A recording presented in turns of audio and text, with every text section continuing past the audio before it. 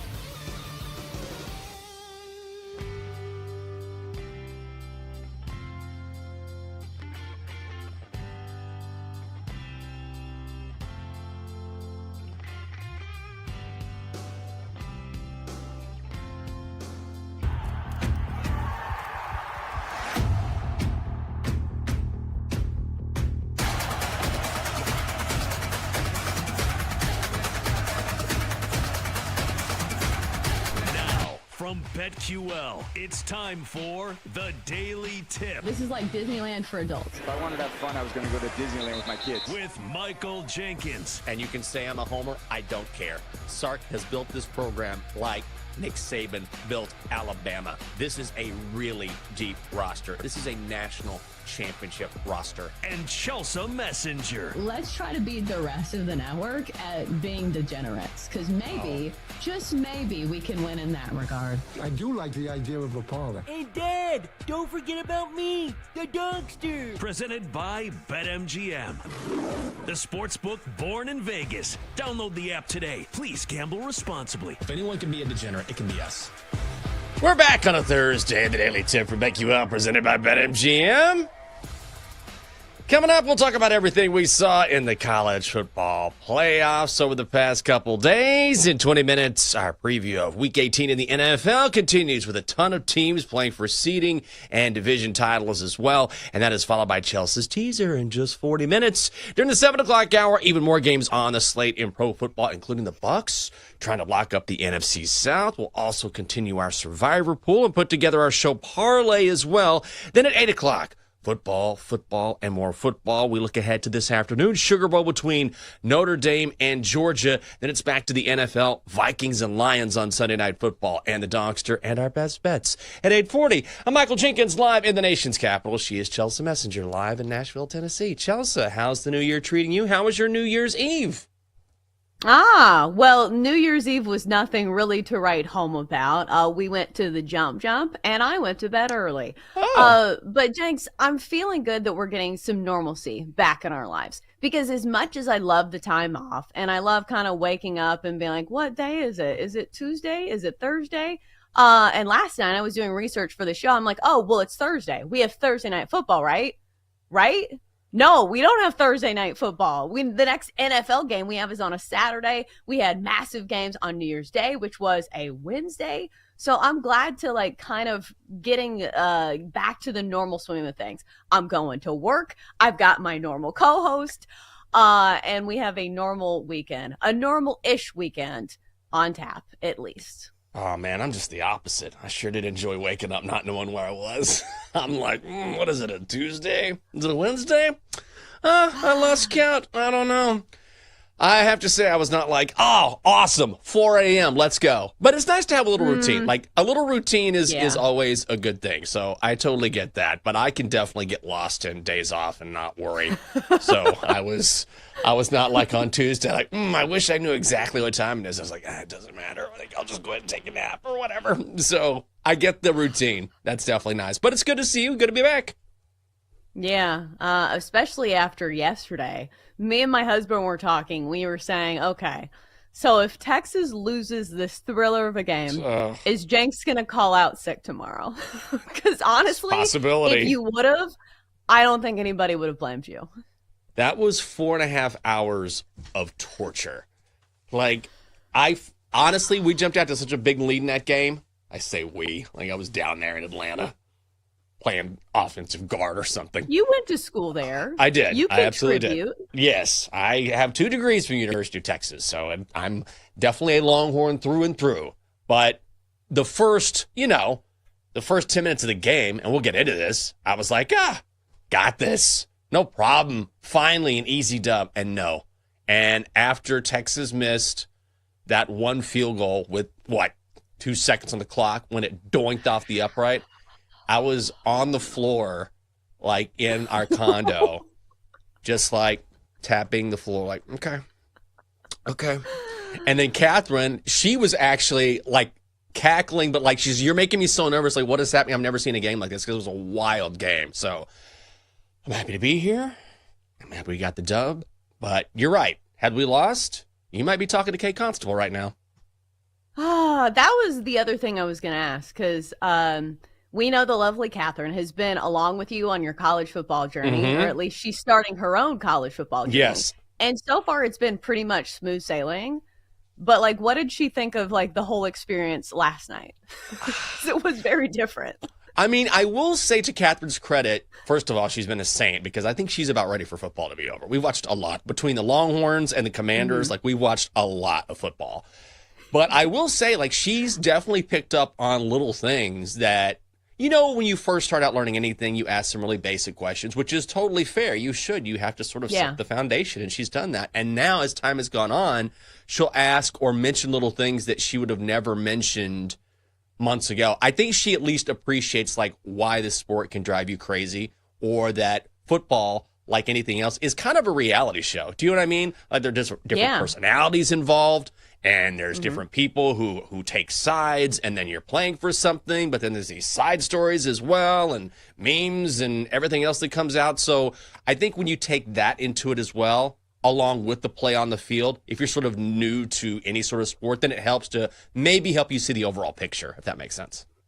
Yeah, but let me say something about that particular game. Like, maybe if you're not a Texas fan, but if you're just a fan of college football in general, and you sat down and you watched that Texas and that Arizona State game, those are the type of games that cement your status as a college football fan for life. Like, I think we all have those games that we remember as a seminal moment as a fan. Not necessarily a team that you were rooting for, but something that made you fall in love with the sport of college football. For me, it was a game that involved Texas as well. It was that game between Texas and USC.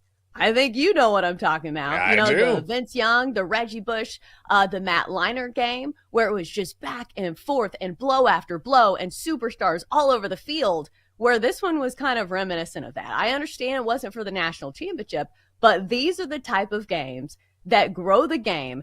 And I'm sure if there was young fans watching who were out of school for New Year's Day, this is a game that committed them to watching college football for the rest of their life.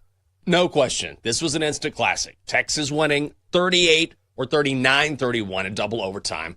Arizona State getting 13.5 points. Texas comes home on the money line at minus 600. Total set at 52.5. The over hits. The Sun Devils down 16 points in the fourth quarter. They tie it and send it to the extra session thanks to a couple of field goal misses from Texas kicker Bert Auburn and Cam Scadaboo, who was just ridiculous in this game, named MVP in the loss. He rushes for 143 yards and a touchdown, makes 8 catches for 99 yards, even throws a 42-yard touchdown pass. 4th down and 2. Trailing by 2 possessions. Scadaboo's going to try to throw it downfield, and it is caught, and into the end zone goes Malik McClain. Cam Scadaboo. So Scadaboo again gives the Sun Devils the lead in overtime with a touchdown before the Longhorns down to their final play, possibly their final play of the season in the first OT, on a 4th and 13 and connect. To stay alive, can they hook 'em? Touchdown, Matthew Golden! Somehow Texas stays alive, and then they seal it in the second OT. Second overtime, and Gunnar Helm opens it up that way. Texas's first play of the second overtime, and they take the lead from one of the best tight ends in the country. All calls courtesy of ESPN. Andrew McCaba coming up with a huge interception when Arizona State got the ball back in that second OT. But the Horns escaped Chelsea. They'll play Ohio State in the Cotton Bowl next Friday night. This was a classic. Yeah, instant classic. Obviously, it probably made you reach for the heart pills if you're a Texas fan. But if you're Arizona State, like, what a game from Cam Scadaboo. And you mentioned that he was named MVP for good reason. The guy was doing it all. He was taking hit after hit. There was a point in this game where I was wondering if he should be even in the game, because I'm pretty sure he had some type of concussion. I didn't know if he knew where he was. But then he launched that touchdown pass, and you're like, oh my goodness, this guy absolutely does it all. But spinning it forward, Jenks, how do you feel about Texas? Because you can spin it one of two ways. You can say, okay, Texas has had a real problem with securing leads and kind of putting their foot on the gas pedal in the fourth quarter. Or you could say, hey, wins like this kind of cement a team's status as a tough team. So which way are you spinning it? I kind of think this is the end of the line for Texas, is what I think after watching Ohio State yesterday. Ohio State looks like just a rolling ball of butcher knives. They look unbelievable. They're playing anger right now. Though I will say the one good thing for Texas is Texas has not played a complete game in a few games. Like, they're right there. Yeah. Texas has the chance to put their foot on someone's throat and just end it, and they just kind of like hang around, and then they get bored, and then they decide to step it up when they have to, and that's really what they've done all season long. It's maddening as a fan, but you can't do that against Ohio State. So spinning it forward, I would say I think Texas, a little bit lucky to win this game. They earned it, but I think against a team like Ohio State, you play with your food for too long, you end up getting punished. I think that's probably what happens in the Cotton Bowl. Ohio State looked amazing yesterday, crushing Oregon 41-21. Ohio State laying 2.5. They're minus 140 on the money line. Your total set at 55. The over hits. The Buckeyes lead this game 34-8 at the half. Their sensational freshman receiver doing a lot of the work. They take a shot here. Howard looking to launch right down the middle. Smith is wide open. Too easy. Chris Feller with the call on ABC. Jeremiah Smith, 7 catches, 187 yards, 2 touchdowns. Will Howard, 17 of 26, 319 yards and 3 scores. And Ohio State even getting it done on the ground. And the bad news gets worse. Trevion Henderson is loose down the sidelines, all the way to the end zone. It's a Crimson avalanche here in Pasadena. 66 yards. Lordy, the Buckeyes score on 6 of their first 7 drives. They hold Oregon to minus 23 yards rushing. This was about as dominant as a performance can get. Buckeyes look great. Yeah, absolute domination. Nobody's covering Jeremiah Smith either. I think this just makes you scratch your head even more when you look back at the Michigan game and saying, you had all of these receivers and this type of domination was available from this roster and you didn't do it. Like, I understand things are back on the up and up for Ryan Day, but it just makes that game look like more of a conundrum looking back. But we're living in the here and now, and now Ohio State looks like the favorite to win the national title. And if they keep playing like this, they probably will. Oh, my God. Dylan Gabriel, 299 yards passing, 2 touchdowns, no picks. He had minus 43 yards rushing. I had to triple check that stat. This is the first 20-point loss by a number 1 team in the college football playoffs since the 2019 championship when Clemson beat Bama 44-16. And I think this game right here is a perfect example of why reseeding needs to happen in future playoffs. Because, look, Oregon got completely dominated in this game. They also really didn't deserve, after the regular season, to play Ohio State in their first game. You know, that's just such a tough pull when you've dominated the regular season. Yeah, but I didn't see it going like this. I thought it was going to be a little bit less lopsided if we're looking at all of like the crooked scores on some of these matchups and people saying, well, you know, SMU didn't belong. Nobody's saying like, oh, well, Oregon didn't belong. The team was undefeated coming into this game. But I think it's just a matter of meeting with Ohio State. And you're right, the seeding, they just kind of drew the short end of the stick or the short straw, however that phrase goes.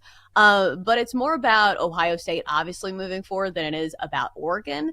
I don't think anybody really wanted to believe in Dylan Gabriel that much, to the effect of, look at his numbers, his stats for the season, and he wasn't one of the Heisman contenders. So maybe it was just the explosiveness that was missing. And that's exactly what you got from Ohio State. A lot of people don't really want to believe in Will Howard either. But when you have those type of receivers who can make those catches and get those yards after the catch, you don't have to do too much. But he does deserve credit for at least putting the ball in their general direction. So if this offense continues to churn like this, like, Jenks, do you think Texas's defensive backs can cover Jeremiah Smith? I'm pretty sure nobody can. I think if anyone can, it's Texas. I mean, they have the best defensive back in the country, Jahdae Barron. So that's going to be an amazing matchup to watch, where you have the best cornerback, the Thorpe Award winner, in your secondary, who is widely regarded as the best cover corner in the country, taking on Jeremiah Smith, who looks unguardable. Oregon does have a weakness on defense, so Ohio State clearly exploited that. It's going to be a great one-on-one matchup. I think this really, if you're looking ahead to Texas, Ohio State in the Cotton Bowl, I certainly am, then this is really about in the trenches. And I just wonder that, can the Longhorns move the ball on the ground against the Ohio State defensive front? Because that's really the key for Texas. When they can run the ball, they're very effective. When you shut down the Texas run, they become one-dimensional and very beatable. Ohio State's the one team I think can slow down Texas on the ground, so that's why already the early money is coming in on Ohio State. That number opened at 4.5. It's already at 6 in some spots when you look at next week's Cotton Bowl. So, yes, if you were hearing concern in my voice, you are correct, because I feel like I told Catherine, I said, I'm glad we got this dub. I didn't want to lose to this team. I said, but I think next Friday, we're going to tie a bow on this thing. It's just a tough seeding as well. Like, you guys have a right to complain too. It's tough seeding for Texas. Yeah, it's not easy, but you know what? You never know. Just like we saw yesterday at Arizona State. You just never know in this crazy sport. Coming up next, we will go to the NFL. Going to look at the schedule for Week 18, including the Ravens trying to lock up the AFC North as they host the Browns, and they are monster favorites in that one. She's Chelsea. I'm Jinx. It is a daily tip from BetQL presented by BetMGM. Great to have you with us on Thursday. Come on back.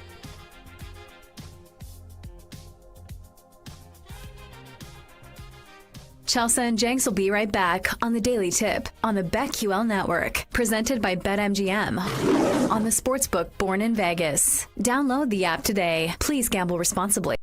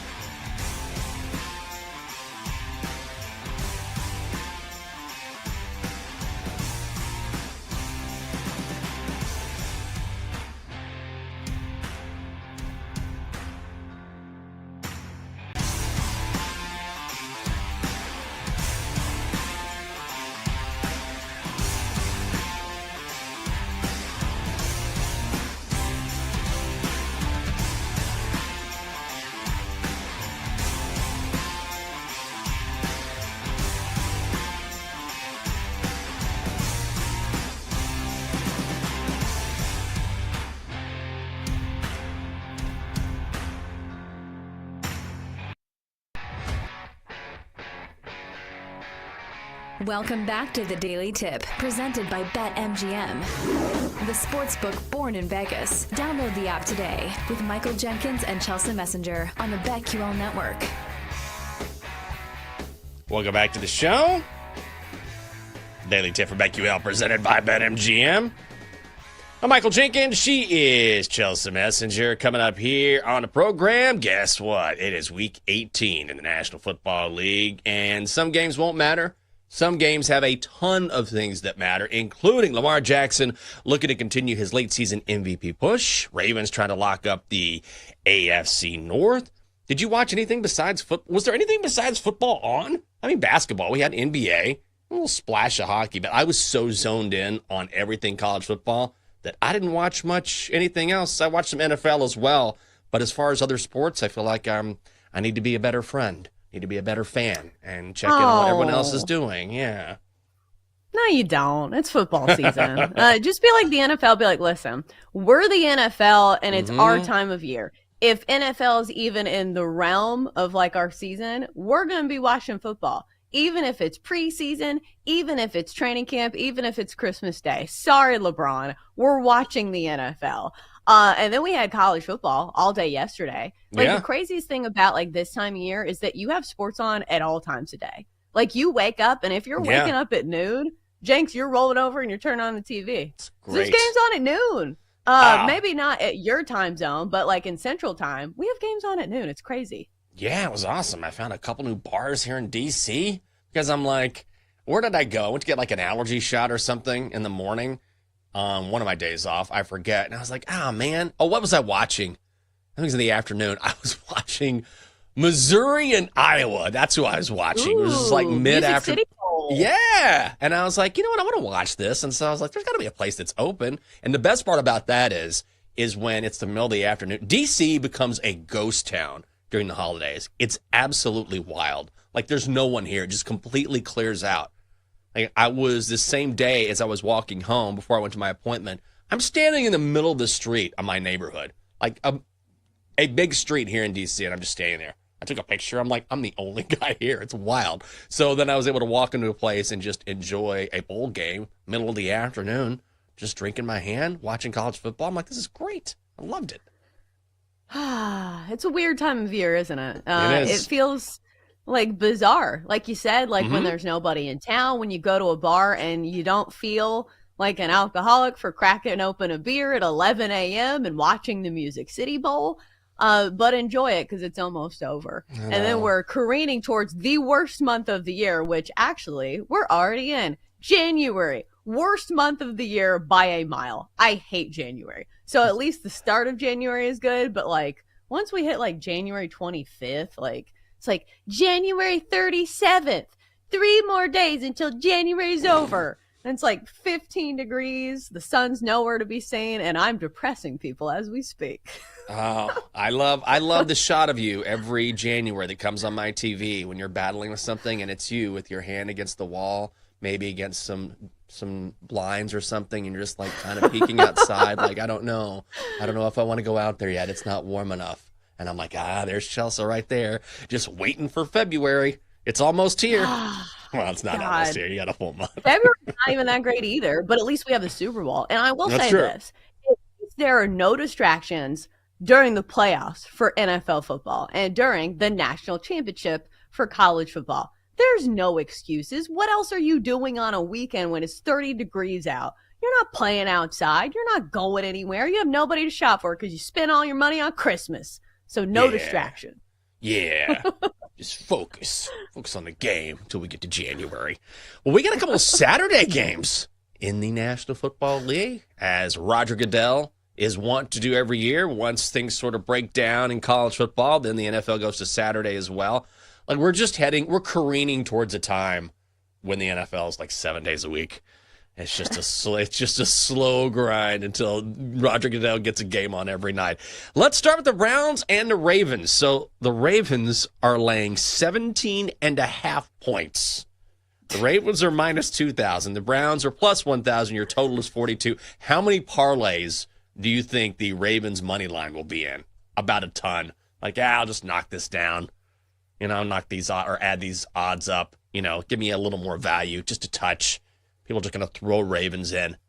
Now, they're going to be motivated. They can lock up the AFC North with the win, but they're minus 2,000 and they're minus 17 in a hook. Are you laying 17.5 with the Baltimore Ravens?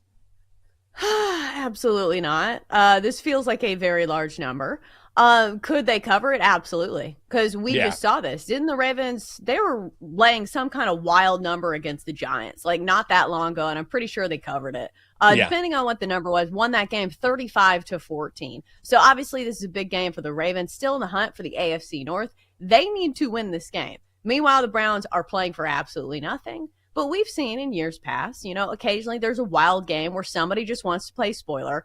But this Browns team is not like super equipped to hang with the offensive likes of the Baltimore Ravens, especially if it's DTR at quarterback, which I believe it might be. I'm not even sure. But as far as actually playing this game, like I looked for ways because right now there's not many props available for some of these games. I think because they're waiting to see like which player is going to play the whole game and some of this other nonsense. I looked at the first half because I was like, okay, the Ravens have been one of the best first half teams in all of football. Maybe you take them in the first half. They're laying 10.5 points in the first half. So that feels unplayable. Maybe the first quarter, like that's the only one I could spin is they're laying 5.5 in the first quarter. If they get off to one of those really hot starts and they're up by a touchdown. But still, if you are trying to dig your way and find all these creative ways to play a game, maybe you just move on. Like, I don't think I'm betting anything in this game.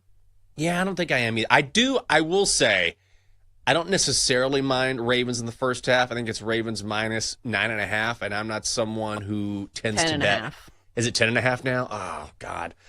If I can look around and I can find a 9.5 somewhere, then I would look at that if I'm laying the points with the Ravens. But overall, do I want to lay 17.5 in the National Football League? I mean, this could be an absolute blowout, but that's just way too big of a number. So if I can find Ravens minus 9.5, they come out, quick start, they dominate early on, then maybe late they take their foot off the pedal, then I can maybe justify that. But overall, again, you don't have to bet on this game. When there are other games on the board, if it's too big of a number, you don't like a player prop, you think it's just too pricey, then you can always move forward to something else. Like Bengals-Steelers, I think is going to be a great game as well. We'll talk about that one. But that's really the only way I think I would play Baltimore here. Now, I'm seeing in the chat, Derrick Henry needs one more touchdown to get to 15 and earn an incentive, but I would imagine his anytime touchdown price has got to be like, minus 250 or something stupid? Yeah, I would imagine. I'm not even seeing player props right now. So maybe, obviously, we use BetMGM. They don't have anything listed. I haven't seen anything at some of the other books either. So, again, there's just not many options. Oh, there's really not. Is Lamar Jackson going to make a late push for MVP? Can he do it? I think it's gonna go to Josh Allen. He's the overwhelming favorite right now. Around minus, I think I checked yesterday, it was minus 200, minus 300. So you're laying a lot of minus money on Josh Allen. And I feel like the narrative fits Josh Allen. But Lamar has been spectacular over the last couple weeks. His stats are better now, I believe, than when he's won the MVP previously and won it twice. So he's having arguably his best season ever. If he just completely balls out in this game, is there a chance he steals the MVP?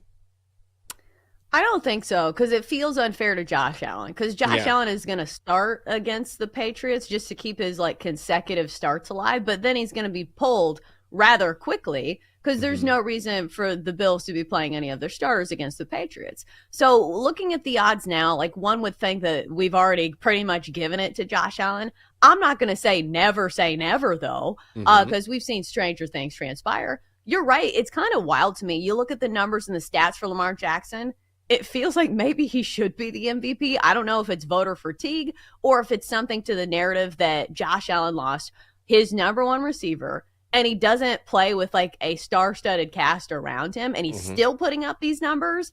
Meanwhile, Lamar Jackson has Derrick Henry at his disposal. So maybe that goes into it. And maybe it's something that, the numbers just don't really matter that much when you're competing against Josh Allen. Yeah, I think that's exactly it. I think narrative matters. And I also think it's hilarious that you and I have picked Josh Allen for the first 3 years of this show to win MVP. This is the first year we didn't. And of course, the 1 year we don't, he's going to end up taking it home. We were on Josh Allen the first couple years easy. Yeah, oh yeah. Oh yeah. He's somebody who's really easy to root for. But the numbers are there this year. And again, the narrative goes with it as well. Because remember, these are humans that are voting on this. So it's not just the stats that need to fly off the page. You need some type of other storyline. And the Bills have also been really solid this year as well. Because wins go into it as well. Well, the Steelers could use a win on Saturday. Hosting the Bengals. The Bengals are laying 1.5. The Bengals are minus 125. The Steelers are plus 105. Your total is 48 and a hook in the Steel City. This line opened, I believe, with the Bengals laying 3. So we've seen some Pittsburgh money come in. And we were talking about this a few weeks ago, I think, at the height of, I was going to say like Steelers mania. It wasn't really Steelers mania. But Steelers mania. I was like, let me check myself on that one. But you know what I mean? Where the Steelers are playing really great football. Yes. And it was like, wow, is this team going to make a run? And Russ is dropping these balls in the bucket downfield. Mike Tomlin doing his thing. Well, we pointed out at the time, okay, yes, but also this schedule coming up for the Steelers is no joke. And now we're seeing it come to fruition where they are really stumbling. They got to get a dub here. And do they get it at home against the Bengals? I feel like the Bengals are the one team you don't want to be playing right now. But Pittsburgh isn't home. Yeah, and also, have you seen the Bengals defense? Have you seen some of the play calls that Zach Taylor makes down the stretch? So as good as Joe Burrow has been, still look at the win-loss record, because right now, if you're putting your money down on the Bengals, you're not putting your money down on Joe Burrow. You're putting your money on the team. And that's where my confidence starts to get a little shaky. I think if you play something in this game, you look at something that kind of hinges on that. So you either look at the passing yardage for Joe Burrow. It's pretty high, though. I will say that. But do we see them winning this game any other way than Joe Burrow throwing for a bunch of yards and putting the team on his shoulders? No, I don't think so. So 288.5. I think you can find a better number at another book maybe, but it's 288.5 over at BetMGM. I think you take the over there if you believe in the Bengals at all. I was just looking at the weather though, because the other direction I was thinking was the over. Again, going back to that Bengals defense, it's been god awful. I do think this is a back and forth affair, total sitting at 48. But the weather in Pittsburgh doesn't look super balmy. I think it's a high of 24, snow showers. So, Jenks, should that affect the handicap at all if you're on the over here? I think, yeah, absolutely. You need to take that into account. No question. Snow showers. When I see snow, it's hard. It's hard for me to bet the over. Just on principle, it's hard for me to do it. But the Bengals defense is not good. This might be a good sell high spot on the Bengals. They've won 4 straight. They look fantastic. But Pittsburgh needs to get this win, not just because they want to make the playoffs, but seeding will matter. And it's sort of priced in that, okay, we know the Ravens are going to beat the Browns. So what does that mean for the Steelers? It means we have to have a win over the Bengals here to make sure that we play the Texans in the wild card round, because there is a possibility that if they lose and the Chargers win, all of a sudden the Steelers get the Ravens in the first round. I mean, that's the last thing they want, is to take Baltimore in the first round of the playoffs. So you might say, well, the Steelers aren't going to be motivated. Yes, they will. They do not want the Ravens in the opening round of the playoffs. So if I'm Mike Tomlin, I'm just as motivated to make sure we take on the Texans and we handle our business. And we have seen money coming on Pittsburgh. This might be a spot where you just take the home dog here in the Steelers. I think I'm just going with Joe Burrow. That's the only thing I feel like I can trust. Or here's the other storyline I think in some of these games that are especially meaningful. You go with the superstars. If your season's on the line, do you think that, you're going to trust some guy that's like a role player? No, you're going to go to your superstars. I think the problem with the Bengals is that they kind of have a few because it's not just Jamar Chase. They also have T. Higgins, who's also been really great in the recent sample size. So I'm not sure which receiver you pick. I think somebody's having a big receiving day. Maybe both. And maybe that's why you just take a look at Joe Burrow and his passing yards. But I think they have to go through the air against the Steelers to keep it close. And they've got to put their foot on the gas pedal because their defense is certainly going to give up some points. Yeah, I think I'm going to talk myself into the Steelers, I think. Maybe. Or maybe I'll find another game on the board. But I just feel like in the cold, when the Steelers need this dub and the Bengals have won 4 straight, you could also say, well, the Bengals have won 4 straight.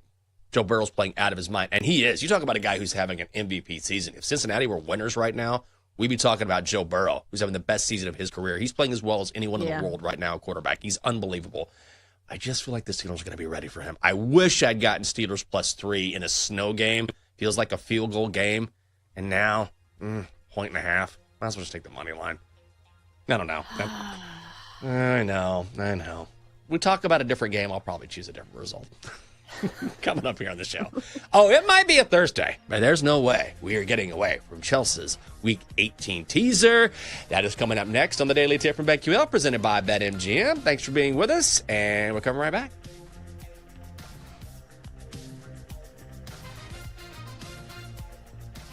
Chelsea and Jenks will be right back on the Daily Tip on the BetQL Network, presented by BetMGM on the Sportsbook Born in Vegas. Download the app today. Please gamble responsibly.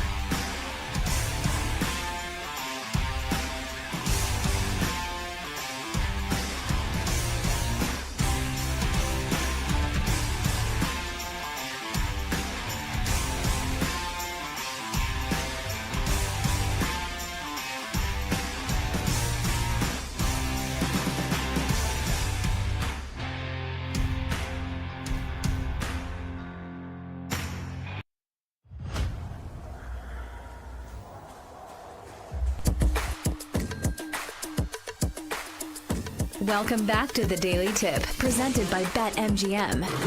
The sportsbook born in Vegas. Download the app today with Michael Jenkins and Chelsea Messenger on the BetQL network. Welcome back.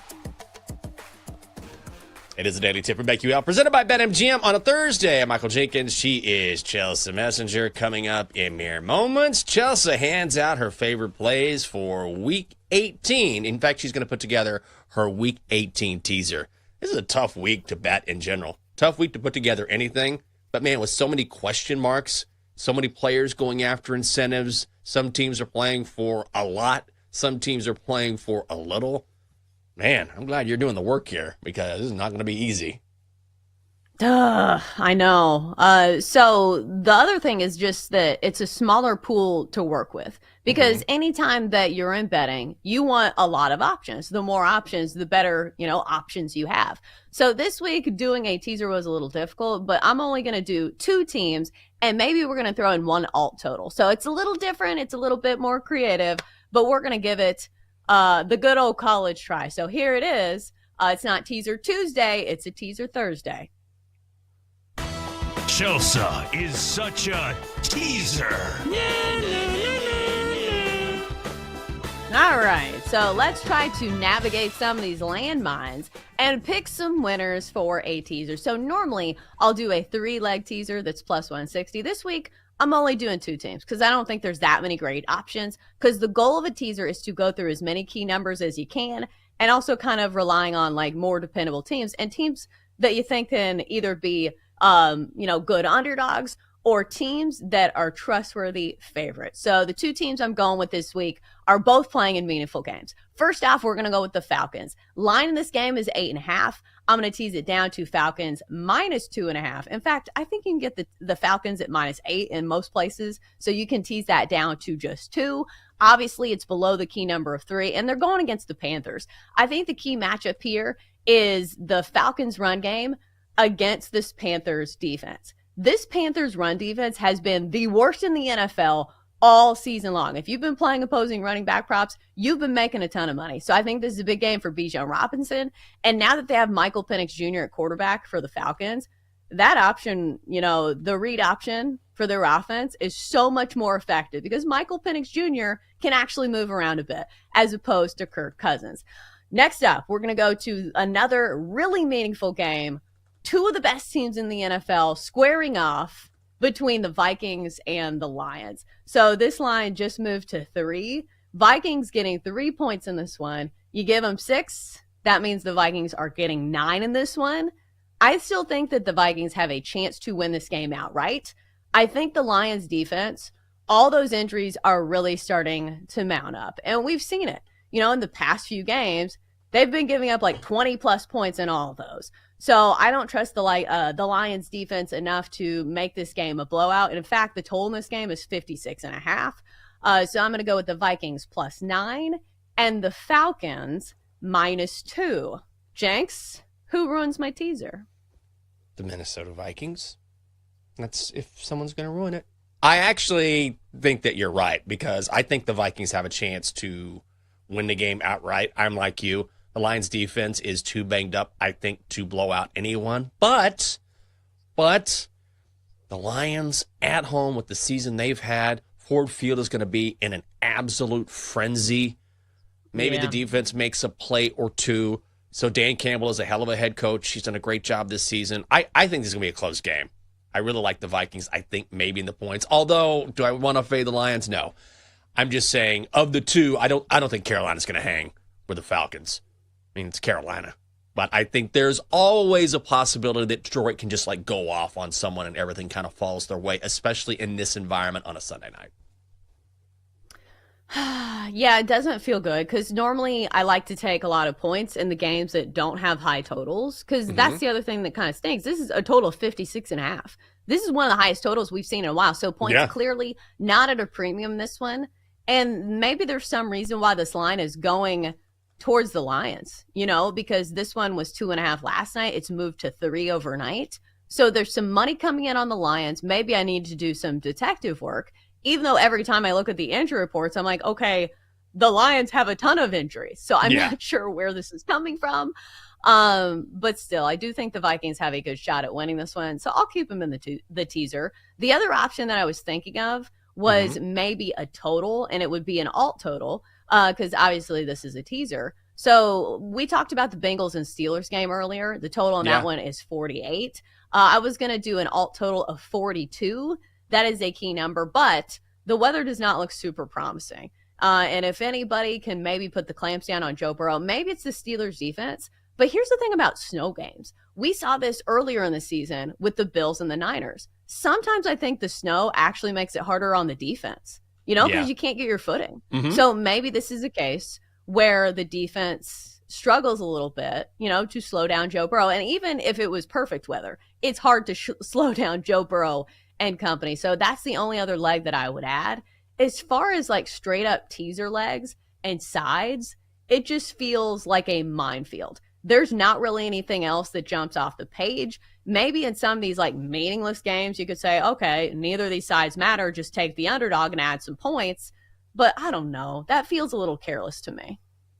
Yeah, I get that. And I kind of feel the same way. Like I wouldn't just say, oh, you get a dog, it's going to be close, you add the points. I think you have to have a little more, a little more insight into that. And I know you're a smarter, better than that. I don't know. I feel like teasers you're very good in this particular area. And I just feel like there's so many factors. There's always things you can't account for in the NFL, things that happen you don't anticipate. But I feel like of all the weeks, it's the same reason why you don't have your fantasy football championship on this week of the year. You know what I mean? It's always in week 17 because they know guys are going to be sitting out. It's not going to be fair. Who's going to play? Who's not going to play? You never really know. And so it just makes trying to figure out this card tougher than ever. Like, I'm going to put in my bets. We're going to do our pick 6 tomorrow. We'll each have our favorite 3 NFL bets, and we'll do it. But especially when it comes to Vikings Lions, I keep going back to this game. It's the game on the schedule, but nothing would really shock me when it comes to a showdown like this. I do think it's going to be close, though. I hope so. Like, I think we're all hoping for a good game because we have been like waiting for this moment. This is the best division in football. These are 2 of the best teams, 14-2 on each side of the coin. So we're hoping for a good game. We're hoping it's not anticlimactic, but you're right. This is going to be a raucous home field advantage, I believe, for the Lions, but the Vikings have been proving people wrong all season long. So it would not shock me if they do it once again. I think as far as betting goes, like, you look at the games that matter. And here's one thing that I do think needs pointing out. Just because a team needs to win a game doesn't mean that they're going to win said game. Because I looked at, like, some other games, like the Dolphins and the Jets. The Dolphins obviously need to win. The Jets are playing for nothing. But it's also possibly Aaron Rodgers' like last game for the Jets. Like, maybe they conjure up some type of magic. Yeah. And we've seen it. Like, there was, what was it, last week when the Giants came out of nowhere to look like a decent team? And they're playing for nothing. So just because a team needs to win doesn't mean that they're going to. No, that's absolutely the case. You never know. And that's like another factor. That's a perfect example of, will Aaron Rodgers go off in his final game? Will the Jets rally around him? I don't think they will. I mean, we would have seen that before now, right? But it is an interesting narrative, something like that. Like, I don't think he's going to be with the Jets next season. Can you see him coming back to the Meadowlands? I certainly can. No. Why would he? Like, he's just ruining his legacy at this point. And they're not winning. Like, he's not competing for Super Bowl. In fact, Jenks, here's a funny thing. Me and my husband were actually watching the Aaron Rodgers documentary. And much to my chagrin, I actually liked it. Because most of the first of it was about, like, the first part of his career. And, like, him getting drafted and how he waited and he waited and he waited on draft day. And, like, nobody wanted to pick him. And then finally he goes behind Brett Favre. And it's wild. Like, we've talked about this before. And I'm sure, like, it's been, driven home several times, is how similar his career is to Brett Favre's, you know, because obviously he went behind him, he learned from him, and Brett Favre kind of did the same thing. He even played for the Jets too. So it's like wild to watch that unfold, like, as Aaron Rodgers as the young guy. But point to be said, like, I actually liked watching it, which was crazy. Because not all of it was like the weird stuff of him doing drugs in the desert. A lot of it was like for football people. Yeah. No, I mean, I've heard it's good. You've said that. Lucy has said that as well. I will not be watching it. I will be watching something involving murdering or something like that. Or I'm going to watch that new thing where the guy who wants to live forever, like a documentary. I forget what it's called. Oh, we read the bio on that. I was like, wait till he just gets hit by a bus or something. God, that's what we were saying. All these things. Like, dude, this boy's like, I'm not going to smoke. I'm not going to drink. I'm going to do this. I'm going to eat all these vitamins. I'm like, yeah. And then, like, you're going to have a freak accident where, like, a hawk flies down and, like, claws you in the jugular. And you'll be like, oh, my God, all this work for nothing. So I will not be watching Enigma, as you like to say. But I'm glad you enjoy. How long is this thing, by the way? Is it a few episodes? I didn't watch it all. I watched a few episodes. Jake watched it all, but I can't stay up that late. He watched it all, I think, in one sitting. So I think he really liked it. That or he was just like playing games on his phone while he was watching it. That's how I would watch it. I would watch it by putting it on, turning off the volume, and then just looking at my phone the entire time. I just don't have any interest. But you're definitely onto something with the whole Brett Favre thing, and it's not just okay, I'm going to play for the Jets, and my career is kind of start to fizzle out when I do so. It's also how public perception of him has changed over time as well. Remember the whole Jen Sturger thing with Brett Favre for the Jets? And then the whole, the aid money in Mississippi that he got sued over. So it's interesting. It's like if you live long enough to become the villain, in some ways, Aaron Rodgers has really had a wave of public perception go against him. And in a similar way, Brett Favre has kind of had the same thing happen. So it's not just football-wise, but it's also in their personal lives we've seen kind of a turn, if that makes sense. Yeah, except for I don't think it's like necessarily fair to put Aaron Rodgers on the same plane with like what Brett Favre's been accused of doing. No, you know what I'm saying? The accusations are different. Is unlikable, but like he's not criminally doing anything. But I get what you're saying. Like, and we're far from the first people to be comparing these two, but it's wild when you see it in this documentary. I just think it's interesting to see the change in how someone is perceived, no matter what goes on. There has been a sea change there in some respects. All right, coming up next, it is hour 2 and our continued preview of Week 18 in the National Football League. It is a daily tip from BetQL, presented by BetMGM.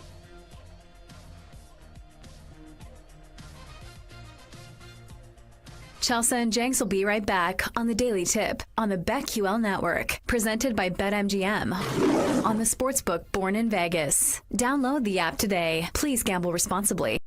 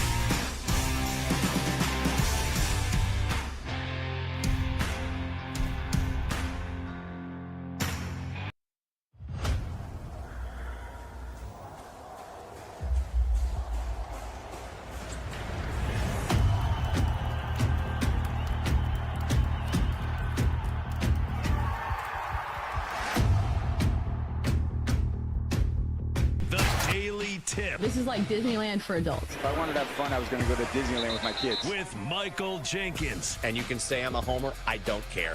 Sark has built this program like Nick Saban built Alabama. This is a really deep roster. This is a national championship roster. And Chelsea Messenger. Let's try to beat the rest of the network at being degenerates, because maybe, just maybe, we can win in that regard. I do like the idea of a parlor. Hey, Dad, don't forget about me, the dogster. Presented by BetMGM.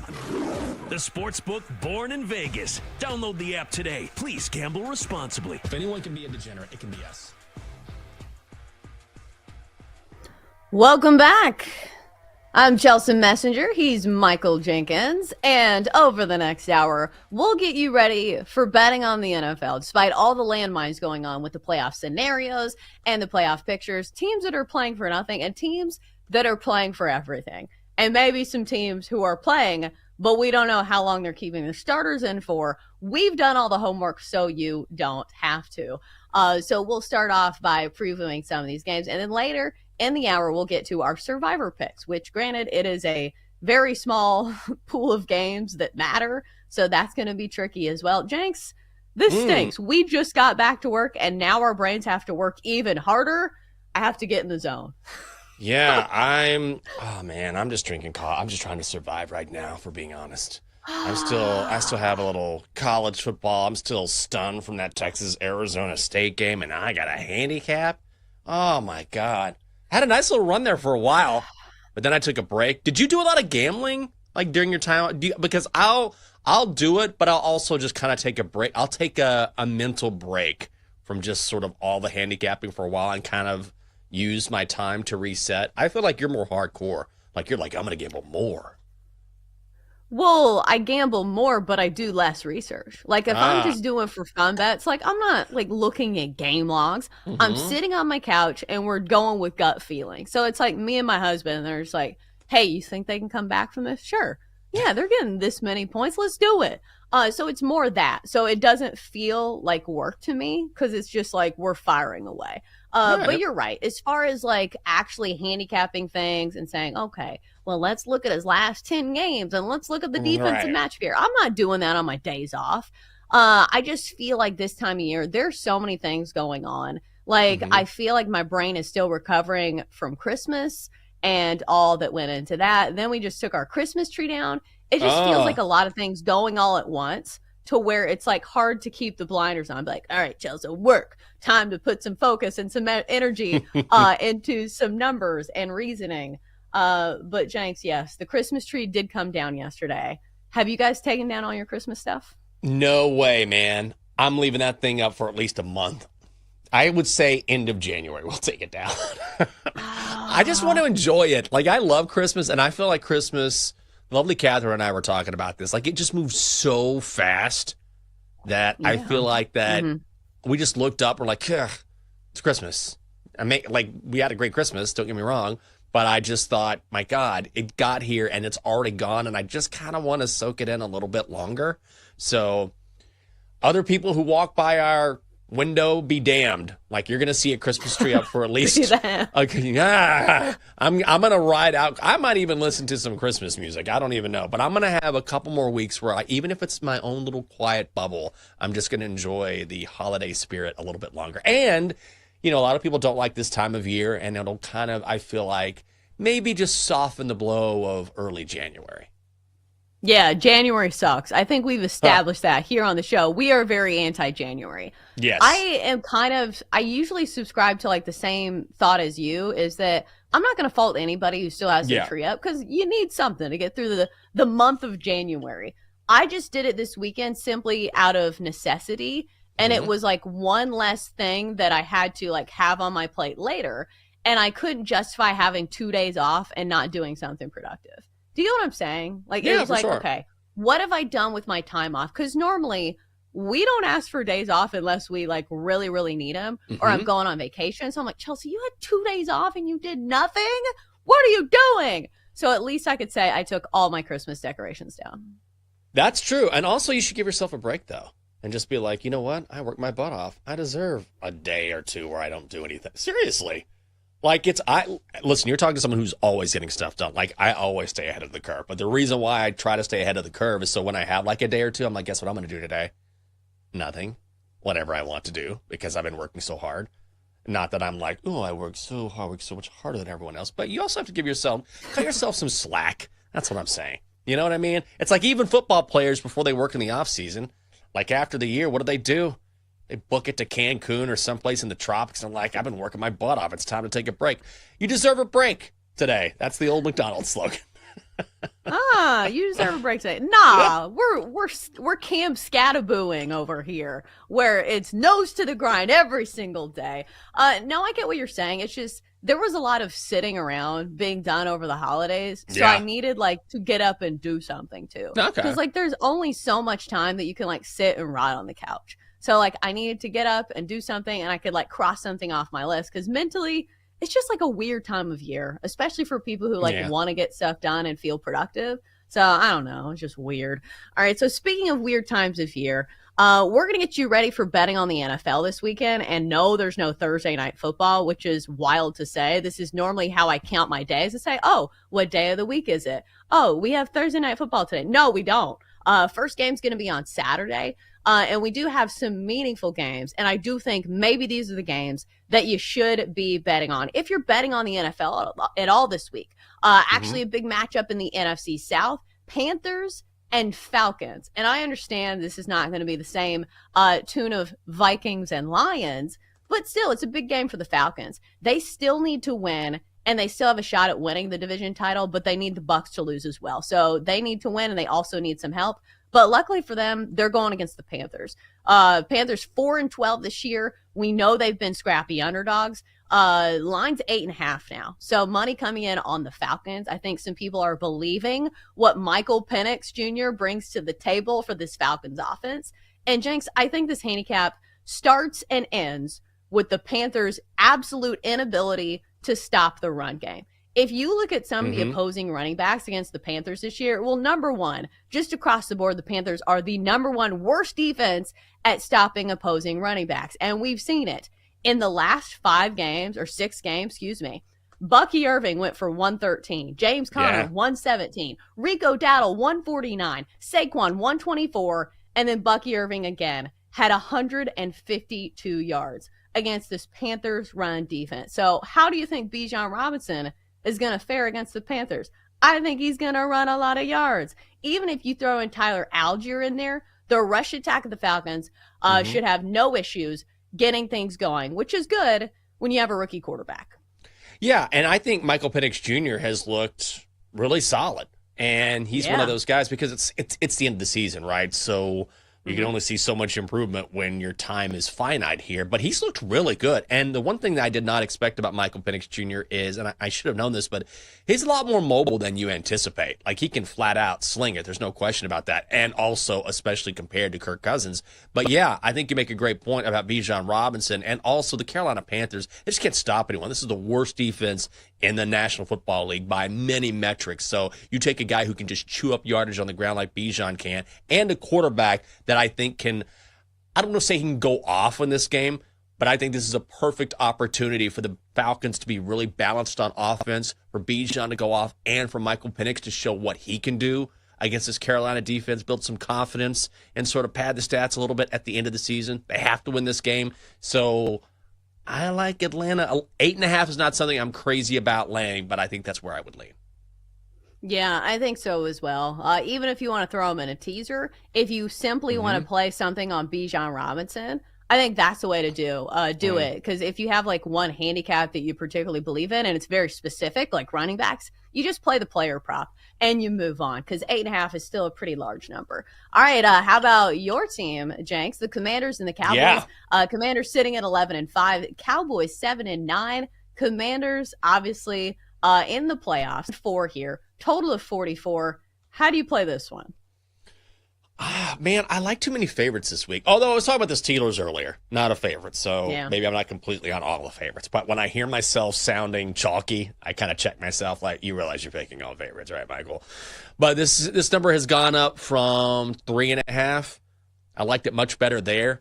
It's still a divisional battle, And I will say the one thing about the Cowboys is the Cowboys have played hard for Mike McCarthy. They really have. Now, you can knock them all you want. They haven't looked great. They got blown out last week. But over the last half of the season, I thought the Cowboys would quit. They haven't quit. And remember, they beat Washington earlier this season here in D.C. or in Landover. I feel like this is where the Commanders finally put together more of a complete game. Because the thing about the Commanders, which is encouraging but frustrating, is that sometimes they find ways to win despite, coming really close to mucking things up, like turning the ball over or just not being able to stop the run. That's another issue that the Commanders have had. Watch out for Rico Dowdle. I think if you're looking for a particular player prop, then he has been much better in the second half of the season. They cut Zeke, so Zeke can maybe go lock on and play with a playoff team. But Rico Dowdle has been really good, and the Commanders, even with John Allen back to the lineup, have not been able to stop the run. So I think what I would do is I think this is actually a spot where I would play a player prop. I believe Washington wins. They need to win to make sure they lock in the 6th seed in the NFL playoffs, so the motivation will still be there. But it's also a division game. Now it's sitting at 4.5. I think I'd like the player prop instead. Well, and also now that the Cowboys don't have CeeDee Lamb, like that's a big blow on their offense, true. I think. And I do think that this Commanders team, coming off a ton of momentum, after that thrilling win over the Falcons, like you said, there is some motivation when it comes to playoff seeding. Because if they're the 6th seed, I think they would either face like the Rams or the Bucks, and then if they're the 7th seed, more than likely they'll face the Eagles. So obviously those are, obviously you don't write off any opponent, but still I think that we'll see their best effort in this one. I don't think anybody's saying, well, it doesn't matter if we win this one. Right. It's still the NFL. Like these guys are still playing for contracts, for incentives. There's still plenty on the line, at least in this game, for the Commanders. So I would lean towards the Commanders as well. But we know they've been kind of prone towards close games. So maybe that's the handicap for the other side. But still, I think most of the logic points towards DC in that one. How about this one? Bears, Packers. I think this line has gone to 10. Packers, huge favorites at home. Total of 40.5. This feels like a game that I don't want to touch with a 10-foot pole, Jenks. No. 10 points, monster spread. And look, the Packers, here's the thing. I don't want to lay 10 points. I also don't want to trust the Chicago Bears at all. If any team could come out and just get the doors blown off of them, it's probably the Bears. So, yeah, I'd lean Packers here. Packers still playing for seeding. That matters. But 10 points, even against the Bears. Double-digit spreads, as we always say in the NFL, are a grind. There's always the possibility of a backdoor cover, and when you take two teams that know each other so well like this, 10 points, big number there, I would go elsewhere, is what I would do. There was a time where the Bears were at least contending with the other teams in their division, but it hasn't been the case as of late. The games have not been close. They got beat by the Lions 34-17, got smoked by the Vikings 30-12. Like I said, early in the year, there was a stretch where they only lost to the Lions by 3. They went to overtime with the Vikings. They lost to the Packers by 1 point. But it feels like that team is kind of long gone. And remember, the Bears don't have anything to play for at this point. So, oh, man. I don't think there's a way to justify the Bears here. I think maybe there's some creative ways to play this if you want to put the Packers in a money line parlay. Or Jenks, how about this train of thought that we were kind of going with the Ravens? The Packers -6 in the first half is, I think, -110. Okay. Do we like that? Yeah. Packers by a touchdown in the first half. I think I like that better than a full game spread. Or do you think that just over the course of the game, the Bears are going to be overwhelmed? Yeah, it's not like the Bears make good second half adjustments. Yeah, that's the thing. When we were talking earlier about the Ravens laying 17.5, there could easily be a backdoor cover in that game.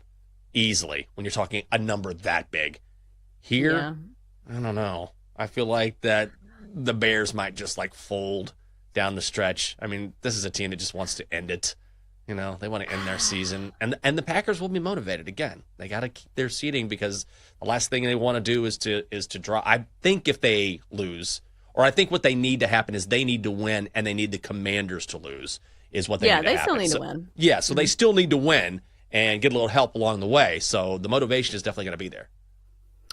I don't know. Like, it's very easy to say this. I think there's going to be one game this weekend that doesn't make any kind of sense because that's just kind of how the NFL is. It's just tough to pick it. So buyer beware. I think it's just a tricky week in the NFL. All right, coming up next, we'll continue navigating our way throughout the slate. Can we find some player props, some sides, some totals? We'll hand them to you next on the Daily Tip presented by BetMGM.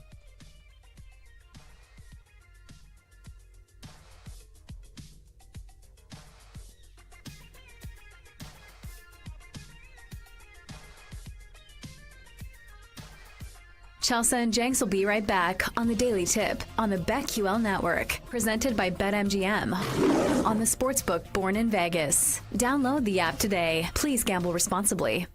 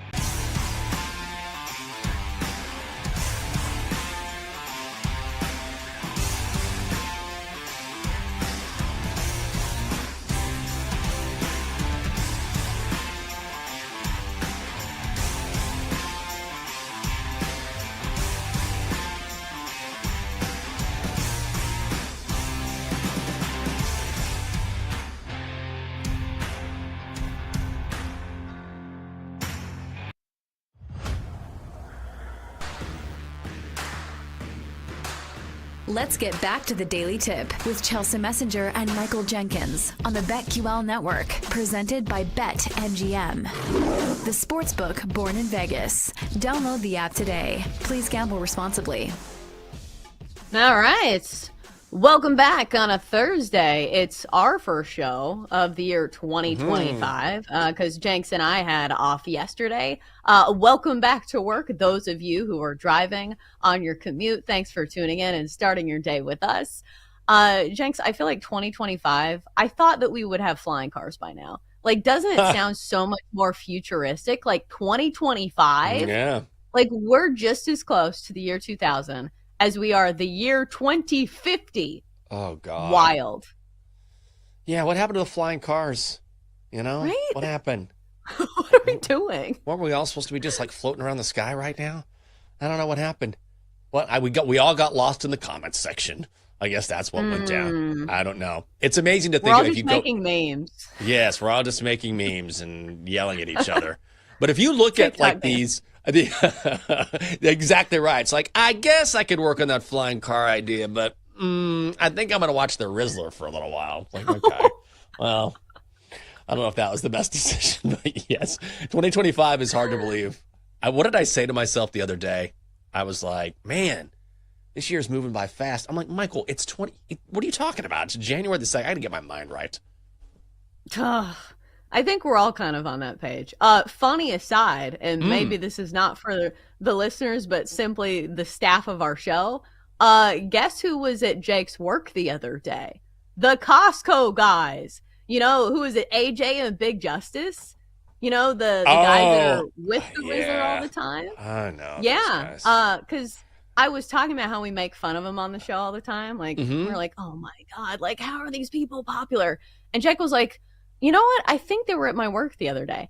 And lo and behold, it's like a picture of these guys like working out at the baseball facility. I guess they had like some show in Nashville, which I'm not sure what they do live.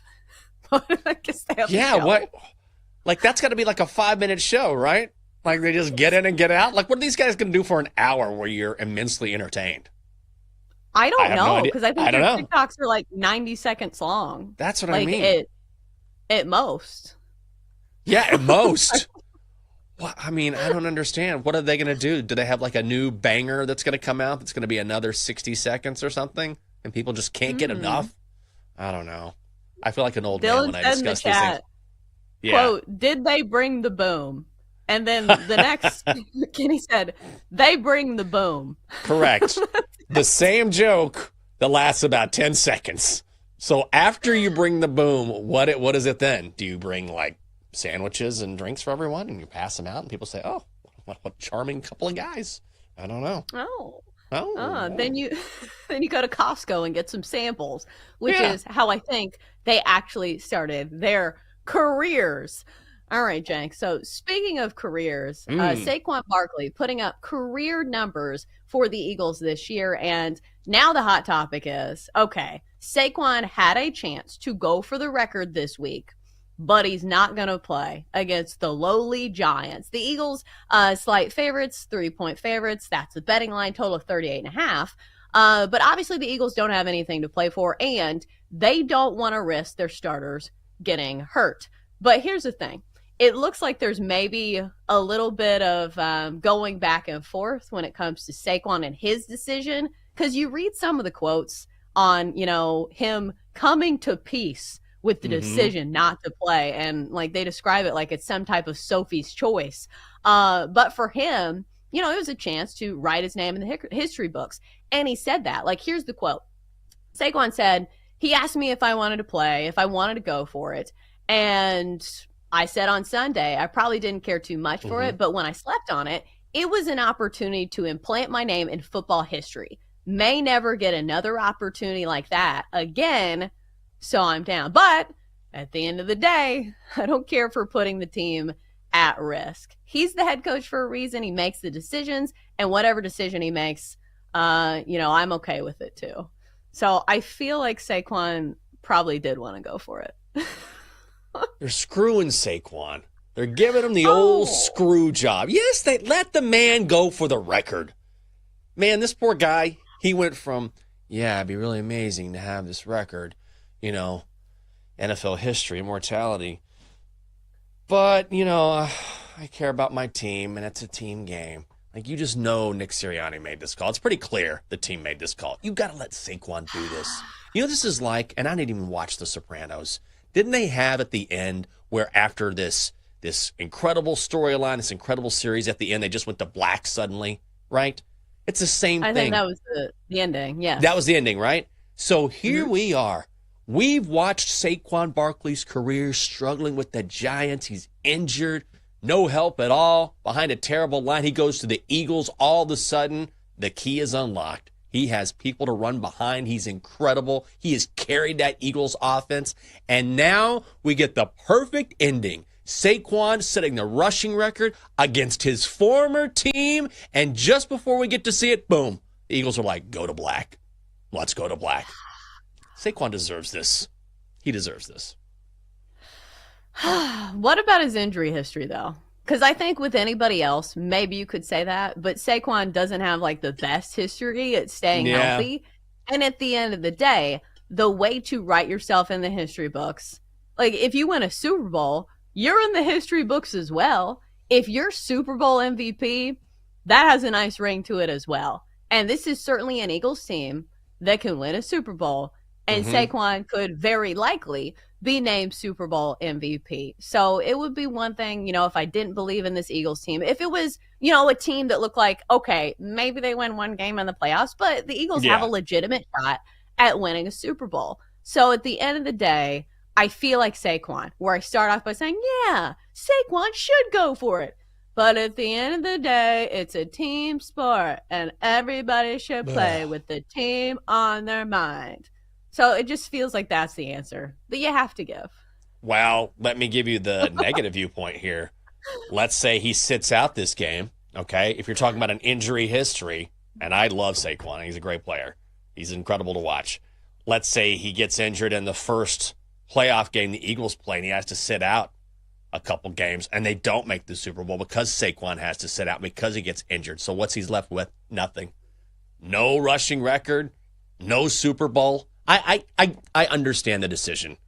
I just feel like if there is an athlete who has earned this, if there's an athlete who waited for years, like there's nothing worse than watching someone who is mega talented, who has a football skill set that is special, or really in any sport, but they're just surrounded by players who aren't that good, and so they just can't unlock and be the player that they were meant to be. And Saquon just went through that, which is part of the reason why I think he was injured so much. I mean, all the work he had to do just to get to the line of scrimmage was something in the Meadowlands. Yeah. Totally underappreciated. And now he's finally gotten what he has deserved, what he's worked so hard for, and being this close and being unable to tie a bow on it and finish it. I just feel like while I understand it from a team perspective, you want to keep everyone healthy. The goal is to win a Super Bowl. He's this close. He's this close, and I would personally, selfishly, I would love to see him get the record. Dan Campbell would have played him. Yeah, yes, he would. He would. He'd be like, hey, we're playing to win. We're playing because that guy has earned it. And you know what? We're going to go out, and we're going to help him earn it. We're going to dominate until he gets it. That's what Dan Campbell would do. And that's why I don't like this call. Yeah. Because wasn't that the thing about like the last Lions game? Is everybody saying this game doesn't mean anything? Dan Campbell doesn't need to win. Right. Dan Campbell's like, we're winning this game and everybody's playing, damn it. So, maybe if he was on a different team. But again, I think if the Eagles have a shot at winning a Super Bowl and Saquon, gets a ring because of this, it will soften the blow a little bit. We'll have to wait and see. I didn't ask you, Jenks. Are you betting on this game? Well, now I'm angry, so probably not. I mean, why would this is going to be one of those games where it's just toss everything out. Like it means nothing to anyone. So honestly, it's probably the Giants game to win, if we're being honest. Like if you're not going to play Saquon and you're playing for nothing, the Giants are playing for, oh my God, let's go to Philly. And the Giants looked good last week, good enough where they haven't quit. So Drew Lock gets in there. Maybe he dices up an Eagles defense that is playing a bunch of backups. I wouldn't bet on it. I think the Giants might just be the right side here. to be honest.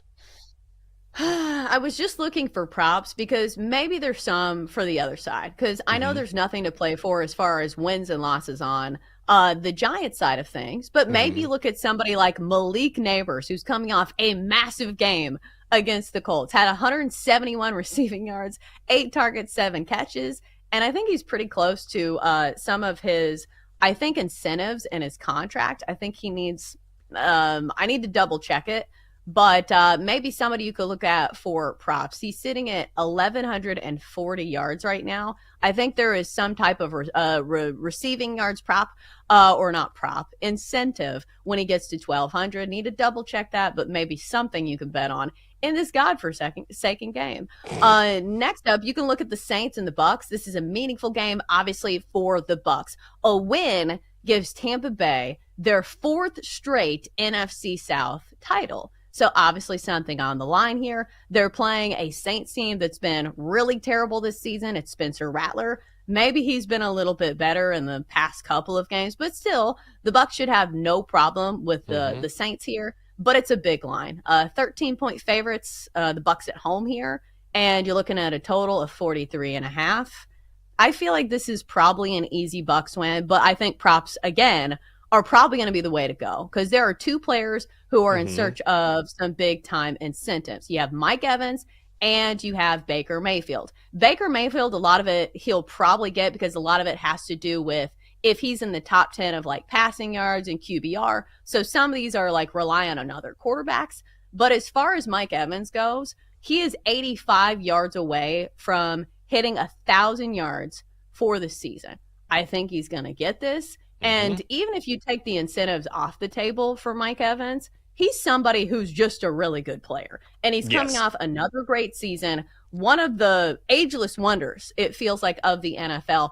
And plus, again, I feel like the narrative this week is you trust the superstars. If your season is on the line, why would you not look for somebody like Mike Evans, who's a cheat code against most defensive backs? Coming off a game, 97 yards against Carolina, 8 catches on 9 targets, and 2 touchdowns. Jenks, I feel like you have to at least consider Mike Evans if you're playing a prop. I think you have to, and I think he's going to get it. And also, that Bucs offense has been rolling lately. Baker Mayfield had 5 touchdowns, no picks last week. He's been playing great football. The Bucs have come on at the end of the season, and I see no reason why that they shouldn't roll in this game, which, look, the spread is telling you that. A little bit lower total than I might expect, but I will look at Mike Evans in a big way. He's been unstoppable. This guy's a future Hall of Famer. The Saints are so banged up. I don't think they're going to be able to keep their offense on the field. Alvin Kamara, I think, is out. They're going to start Spencer Rattler again. So Tampa Bay's going to have plenty of opportunities on offense and plenty of opportunities for Mike Evans to get that. Honestly, I feel like that number is a touch low, so I like that a lot.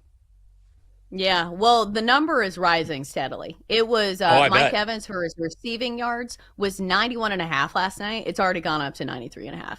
So here's the thing. I think this week you need to catch some of these props early, because a lot of people have these same contract incentives and milestones in front of them.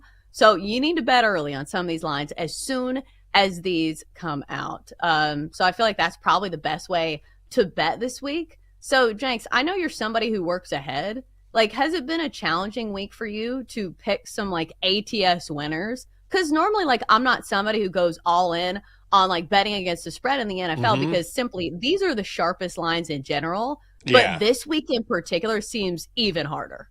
Yeah, I just finished my pick 6 during this show, actually. Finished a few. I mean, I'm listening, but in some small way, it actually kind of like it's triggering my synapses. We're talking through it. Yeah, we're talking through it. So as I'm talking through it, I'm like, okay, well, this is an interesting point. This is the hardest week of the year to handicap. There's no question about it. There's no question. So I am spending time on it, but I'm not overanalyzing. And honestly, that's what I've done for most of the season, which is I kind of like the trends here. I like this. What I've learned over time is that spending an extra 10 to 15 minutes on a particular game has not benefited me at all. I'm not saying don't spend time on it, but if you spend, what's the difference between 25 minutes and 45 minutes or 10 minutes and 20. At some point, you're looking at the same numbers and the same bit of information. So you come to the best conclusion you can come to based on that information. So I haven't noticed any sort of difference. So that's why at the same time, sometimes I'm like, I like this. This feels good to me. Here's where the money's going. This is my gut feeling. I'll look at what the experts have to say and say, all right, I've got this information. What do I think? Spit it out like a computer, except a really dumb computer. Really basic computer. It's like one of those that has like Microsoft 95 or something. Right. I don't know. I'm Give not me giving you Vista. enough credit. Come on. Vista. No. You were on a great stretch, Jenks. I think you were like 10-0 not that long ago for your bet. So I'm not going to write you off. Sandbagging. All right, we got to get to break. Up next, more Daily Tip. Chelsea and Jenks will be right back on the Daily Tip on the BetQL Network, presented by BetMGM on the Sportsbook Born in Vegas. Download the app today. Please gamble responsibly.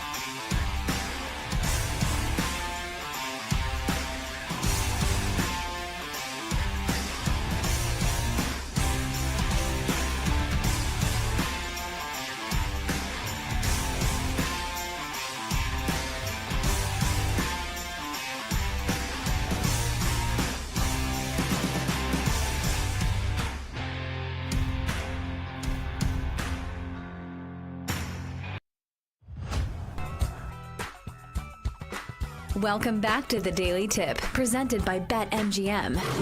The sportsbook born in Vegas. Download the app today with Michael Jenkins and Chelsea Messenger on the BetQL network. Welcome back. Off and rolling on this Thursday edition of the Daily Tip. So normally we do Survivor picks on Wednesdays, but since Jenks and I both had the day off, we're going to do our Survivor plays today instead. I was just complaining about having to use my brain after being in like a world of, brain mush where I was just rotting on the couch. So now my brain's like, what are we doing, Chelsea? Like, I'm looking at all these X's in the Circa Survivor contest, and I'm trying to compute, okay, which player has which team left to pick from? It's kind of challenging, but here's the deal. Like, if you've been following the Survivor contest out at Circa, which the main prize is over $14 million. So there's a lot at stake here. This is the main Survivor contest. So if you're new to betting, like Survivor, all it is picking an outright winner. What makes it challenging for the actual Circa contest is that you have to use a different team each week of the season. So, Jenks, there are 18 players left for this prize of $14 million going into week 18. Or was it 16? Was it 16, Bill, or 18?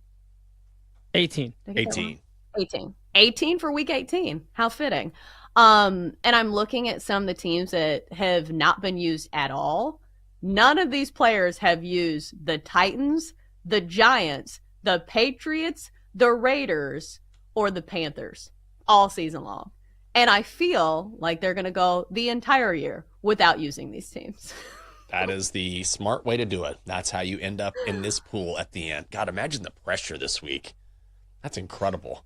I think I was out after week 1 or 2. Wow. I remember once I was in a Survivor pool in Austin years ago, and I won. I won the year.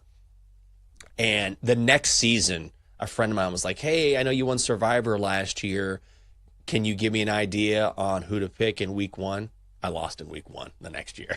Went from the and then I was the one who gave out the worst advice. I'm like, oh man, never again. You never know in Survivor, man. It's the NFL. That's what makes it so tough. Betting has a way of humbling you, does it not? It does. When you feel like you're on top of the world. It's like, oh, you think you're smart, huh? And then it just kicks you in the crotch. Like, that's what sports betting is for those of you who are new to the game. So don't ever get too full of yourself. You will be humbled. I will say, Bill, you've been killing it this year. 16-1. And I understand in Survivor, like, you can't lose any. But compared to the rest of us, we should be taking advice from you. It was Denver beating Tampa Bay in Tampa week 3 that cost me. That's the only one. Oh, it was week 3. It was week 3. Oh. Yep. It's brutal. I'm sorry. It's awful. I mean, there's no money in our league, so it doesn't matter. But yeah. If it makes you feel any better, like, this is my worst year, like, by a long shot. And I think it's because early in the year there was a ton of favorites that lost outright. Like, I feel like the Niners were one of those teams that were consistently losing as, like, big favorites. So it's been kind of a wild year. So to even get to this point for these Circa Survivors players is impressive. Oh, my God. Dude, like I was saying, I was out week 1 a few years ago, and I took some L's. I've had a nice little run lately, but even then, I say that lately, I still have lost 5 games because we do things a little bit different here. It's amazing to me. The guys that make it to the end there. What's even more amazing to me is the guys that put in their money and then they forget to make their picks. I can assure you that if I put down $1,000 to compete in a contest, I'm competing in that contest each and every week. I think that's what gets me more than anything else. Yeah, you're better off at least picking the Panthers. At least the Panthers are playing in an actual game, and that counts as a pick. So yes, these are the people who have remembered to also put in picks, an important part of playing Survivor. So let's get to it. Let's get to our Survivor plays. It's a challenging week, but we're going to do our best. Survivor Sounder. 2 men enter, 1 man leaves. There can be only one. Who will survive? Who will survive? Well, none of us. None of us are still alive if you're playing by the normal rules. But we wanted to play all season long, so we're still surging ahead. So here are the rules for us. Basically, you just need a team to win outright. The spread doesn't matter. You can't pick the same team in back-to-back weeks. And if the team loses the week that you pick them, you can't use them for the rest of the season. So for people like me who have 6 losses on the season, that's a lot of teams. All right, so Bill, we're going to start with you. You are 16-1 on the year. Who do you like this week in Survivor? I always go avoid usually division rivalry games. You guys know this. That's kind of one of my things. But Green Bay still has something to play for. Chicago is awful. So I'm going to take Green Bay at home over the Bears. Again, I'm not laying the 10. I just need them to win outright. So I will take Green Bay over Chicago Survivor this week. Yeah, I feel like sometimes you have to abandon some of those rules because this week there's a very limited pool of games that actually matter. So it's slim pickings this week. All right, Dylan, next up we'll go to you. Who do you like this week in Survivor? Yeah, I'm going to go with Tampa Bay over New Orleans. I think it's Tampa Bay has so many people that are incentive-based this weekend on the offense. So I think they're just going to be going for points all game long. Mike Evans, as we talked about very openly, and Baker Mayfield as well has incentive props to go for. So just on that alone, I just like them to cover this week. Yeah, and it's a very meaningful game, of course, for Tampa Bay, who still needs a win to clinch their 4th straight NFC South title. All right, Jenks, who is it this week in Survivor for you? I guess I'll go with the Baltimore Ravens. I mean, that's wow. That's, I mean, come on. Somebody had to do it. I guess, do you want an explanation? They're favored by 17.5 over the Browns. I think this is a pretty obvious choice. Ravens to win.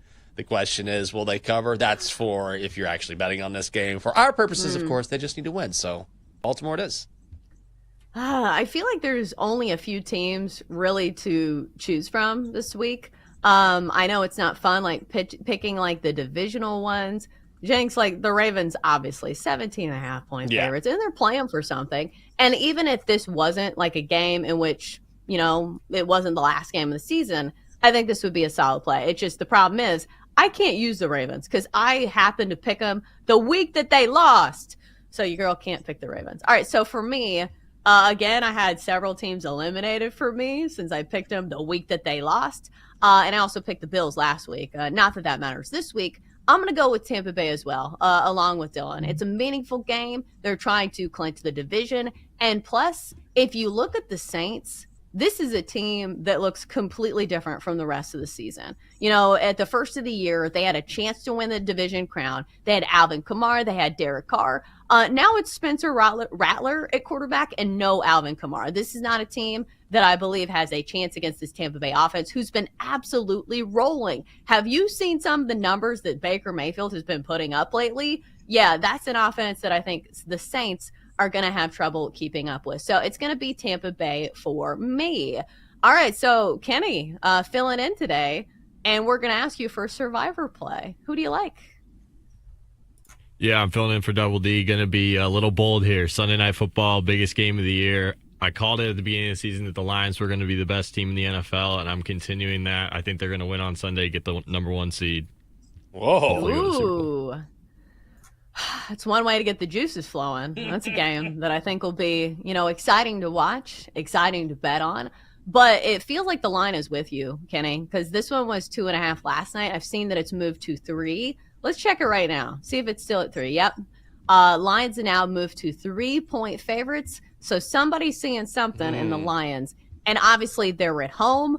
So I feel you, but that one does make me a little bit nervous. All right, now it's time to stir the pot a little bit because we haven't had really time to do this like in previous weeks. Normally we pick on David, but he's not here. So Jenks, who are we picking on this week? The person replacing David. Just whoever sits in that seat. It's Kenny. I mean, I will say, I don't mind the pick, but of all the picks in the show, am I wrong here? Like, that's the one that's the diciest? The shortest spread. Yeah, I mean, feel free to disagree. if you're in that chair, I mean, it could be anybody. And if Dan Campbell were in that seat, I'd be like, I don't know, coach. I don't know. I think it might be on the other side here. I don't think so. I think if it was Dan Campbell, I would think twice. I'd be like, yes, your team's winning by 40. I totally agree, Dan.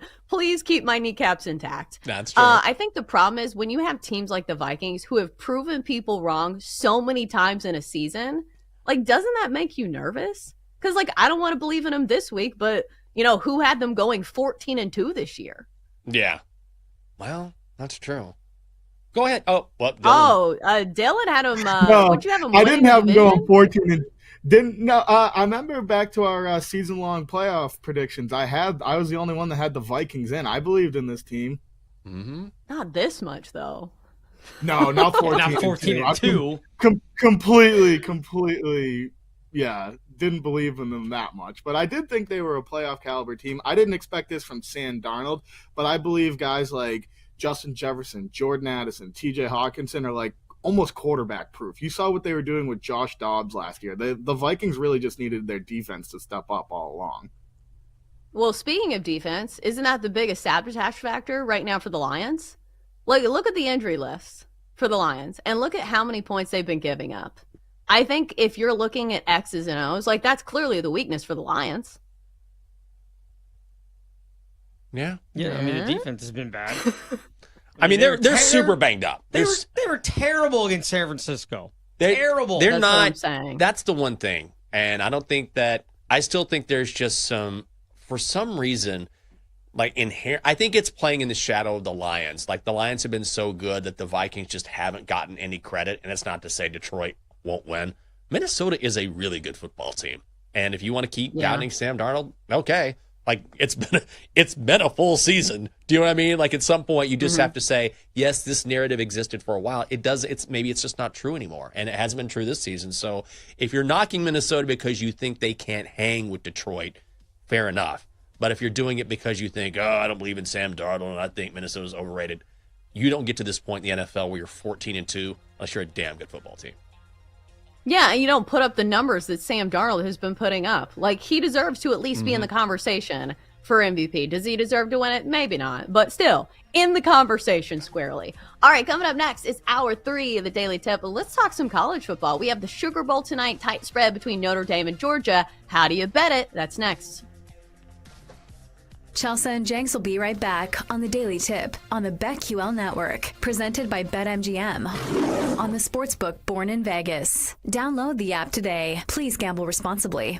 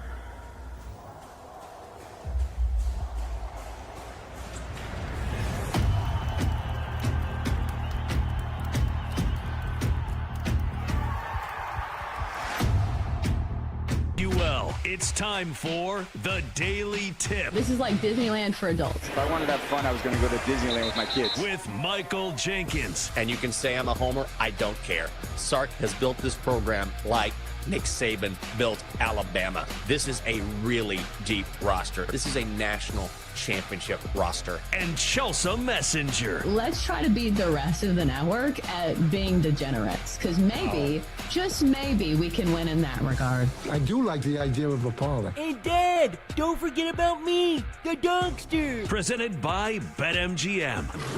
The sportsbook born in Vegas. Download the app today. Please gamble responsibly. If anyone can be a degenerate, it can be us.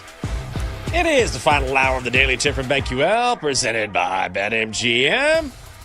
Coming up in our final hour, we'll look back at yesterday's action in the college football playoff and then look ahead to the Sugar Bowl today between Notre Dame and Georgia. We were talking about it during our last segment.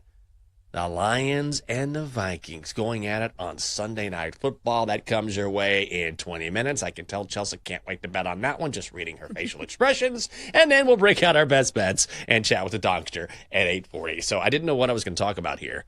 Bill, I'm like Michael Jordan back during the dunk contest when he would say sometimes he didn't decide what he was going to do until he got in the air.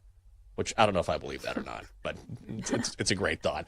But I was like, I'll just figure out something. But Bill, you were saying this Mega Millions story. You have to tell the story. Oh my gosh, I'm so annoyed by this thing.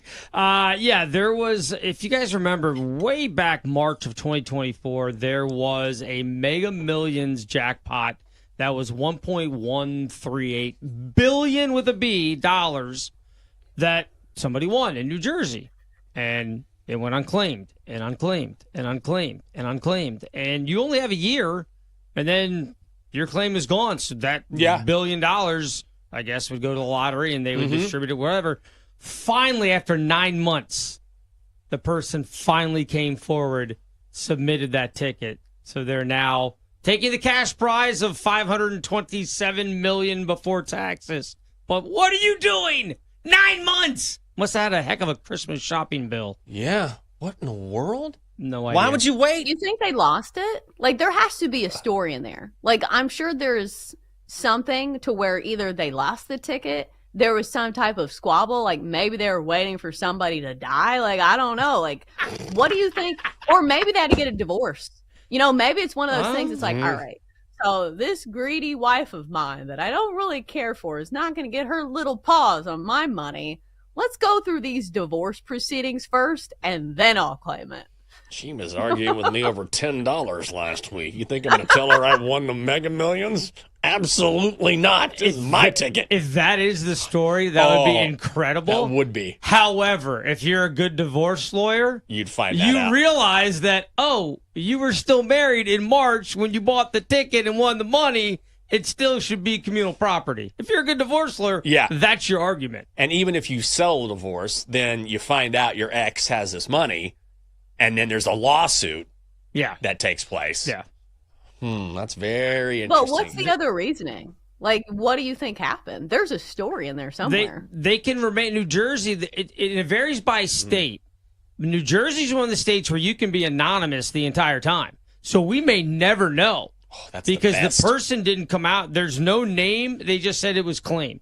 There's no name attached to it or anything. That's what I would do. If I won, I'd be very anonymous. Now, you guys would figure it out because I wouldn't be at work. Yeah. But there would be signs. There'd be no idea. I might slip you guys a little bit of cash. But here, throw some bets down on me. Jenks. Yeah. There's a 20 on me. Exactly. See you, buddy. Exactly. Yeah. You know what, though? This probably did not happen. But if you were, I don't say if you were smart, but the sneaky best thing to do, if you didn't want anyone to find out, is to say, all right, I've got this ticket, and I've got time, and I'm going to be patient. And what I'm going to do is I'm going to tell everyone, you know what? I think it's time. I think we're just going to move and find a new place. Yeah. And, we've saved some money. And then all of a sudden, you've had these plans in place for 8-9 months. You've told everyone, and it happens, and you move, and there's a farewell, and then all of a sudden you cash this ticket, and no one has any idea because you didn't just one day walk into work and quit. You didn't just one day suddenly start buying up a bunch of cars and houses and go crazy. You just quietly said, now that everything is set, I'm going to go and take my money and live my life anonymously with this cash. Oh, now that's a great story. I probably didn't happen that way. I don't know. I feel like it's something stupid. Like, these are all great responses. It's probably like, oh, it was in the floorboard of my car and I finally got it cleaned out. Like, yeah, it's probably something like that. It feels that. like what you're describing is like a great story, like a movie that George Clooney would star in. But I don't know. It seems too good to be true. Oh, man, that ticket, like Dylan's saying in the chat, that thing, if you just imagine if you had that I'd eat that ticket. I'm like, this ticket isn't going anywhere. You'd eat it, then you couldn't cash it. No, I'm just saying, I'm like, this ticket is not leaving. I don't know. And then I remember when I bought the lovely Catherine's engagement ring, like I told you, and I'm like, I was freaking out just going home from the jewelry store. I'm like, nobody knows I have this, but they see a bag or you never know. And I remember I stuffed the bag with something different and then put the ring something elsewhere on my person so that if something happened to me, they would think they were getting away with it, but they weren't. I mean, this is not even close to millions of dollars, hundreds of millions of dollars. I can't even imagine that pressure. Yeah, and a ticket that could like blow away in the wind. Oh my God. Like, I think that would be the worst part of waiting 9 months. Even if you had like all of these elaborate plans, is just like, what if you spill coffee on it? Like, what if it falls in the bathtub? I think I would run immediately and do it and not take any risks. I agree. Oh, man. Well, congratulations to whomever you are. Like, what a dub. And I'm glad you found that ticket, whatever happened. I'm glad you got a divorce. I'm glad it worked out for you, whatever went down in New Jersey. Can we talk about what happened yesterday in the Peach Bowl for a hot second? My Longhorns beating Arizona State 39-31 in double overtime. By the way, the intro to this show it's going to get old at some point because I keep saying Sark has built this program like Alabama. But you know what? Thus far, it keeps working. The Longhorns somehow give up a 16-point lead in the fourth quarter because Cam Scatterbo was playing out of his mind. MVP of this game. He should have been. He was unbelievable. Rushes for 143 yards and a touchdown. 8 catches, 99 yards. Throws a 42-yard touchdown pass. Was throwing up in the second half. Scored the first touchdown for Arizona State in the OT. And yet the Longhorns, Quinn Ewers with the throw of his career in the first overtime. On a 4th and 13, drops a 29-yard touchdown pass when Arizona State brings the house and the Longhorns win in double overtime. Man, I felt like Arizona State had no business being in this game, but it was a great call. It was super aggressive mindset, a super aggressive mindset that we saw from Coach Dillingham, and then Scatterbo just took that game over late. So no reason to hang your head in shame if you're Arizona State. Texas lucky to survive here. Yeah, this is one of those games that will be cemented in your memory as why you're a fan of college football, even if you didn't have a dog in the fight. And Jenks, I'm sorry to say that most of America was probably rooting for Cam Scatterbo at Arizona State, just because when you see an underdog, and especially the year that we've had with underdogs, and everybody's saying, okay, the college football playoff completely botched this. None of these underdogs are competing. And it was looking like that, early on in this game where Texas was up big. And here we are starting to roll our eyes saying they don't belong here. Not so fast, my friend, as Lee Corso likes to say. I think this has been the problem with Texas, is that they have not put their foot on the gas pedal late in these games, and they've allowed some of these teams to hang around. We saw it in the first round against Clemson. But I will say this, luckily for Texas, I don't think that this is going to be the way the game goes against Ohio State. But maybe unluckily so, because I don't think Texas is going to be clinging to like a 21-point lead over Ohio State in this next round. So I asked you this at the top of the show. I'm going to ask you again. How do you spin this forward for Texas? Do you say, okay, it's concerning the way that this offense looked at times in the game? Or do you say, okay, this is a team that has a gritty win, and it took a lot of stones and a lot of resilience to win a game that went back and forth so many times, and to come back from like some of those mishaps where the kicker doinks the kick to win the game, and you keep coming back and you keep coming back, because Texas does deserve some credit for that. Yes, I agree. I want to say one thing first. For all of you people out there saying the only reason Texas won this game is because of that targeting call, which wasn't called, that was a bad call I'll be the first to tell you, it's a bad call. But were you complaining in the first half after Quinn Ewers threw an interception and the Texas receiver was targeted, hit helmet to helmet, no call? Were you complaining then? Cam Scatterbo on his first touchdown in overtime. You know the offensive lineman took him and rolled him into the end zone? Did you know that's illegal? That's a 5-yard penalty right there. Okay? Did you see on Scatterbo's reception, that long reception that he got, where he pushed off? It was offensive pass interference before the face mask. That should have been offsetting penalties. That shouldn't have counted. So, look, that was a bad call. But I'm not one who has ever believed that if not for this one call, if not for this one play, you play a game with multiple bad calls on both sides and multiple game-changing plays. Like Texas didn't make Arizona State rush 7 on a 4th and 13 at the end of the first overtime. It was a bad defensive call. Texas checked into max protect and converted. So this idea, if not for this one call, that's just a really simplistic way to look at football, and you're wrong. Now, moving forward, against Ohio State, Texas has a problem, and there's a reason why this number has moved from 4.5 to 6, because Ohio State is playing its best football of the season right now. Losing to Michigan probably helped them, honestly. One of their players said that last night, like, now we're playing angry. Texas loves to just let teams hang. They've done it all season. The team keeps winning. Now, you could say, look, if Texas is motivated, this is going to be the first time they've been an underdog all year long, and they are completely focused. Why not? All the talent is there, and they haven't played complimentary football in a while. They hung with Georgia, remember, went to overtime in the SEC championship game. It's a good team. But right now, Ohio State looks pretty damn tough. And if Texas is going to mess around and let Ohio State hang around, Ohio State won't hang around. They will stomp you into the ground. Oh, yeah. Oh, yeah. And I think the matchup that everybody's probably looking forward to in this one is anyone versus Jeremiah Smith, because he was unguardable against Oregon. But you were telling me that Texas has a pretty good secondary and some pretty good corners, some pretty good defensive backs that could possibly slow him down.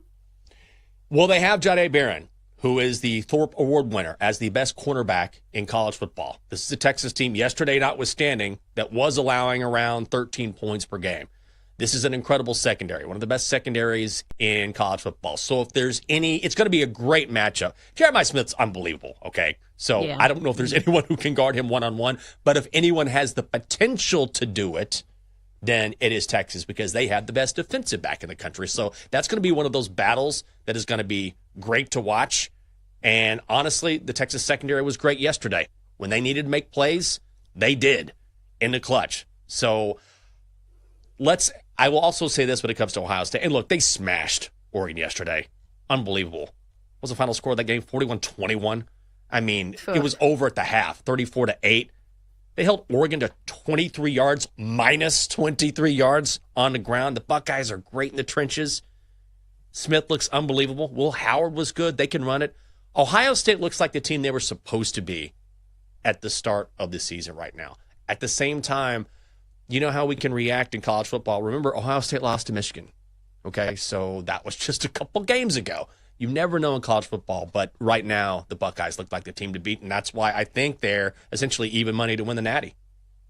Yeah, it's weird what happens when you feed your NFL caliber receiving core. Good things happen. I don't know why they didn't do this in the Michigan game, but now looking back, it just makes the play calling look that much worse in that game against Michigan. But here we stand.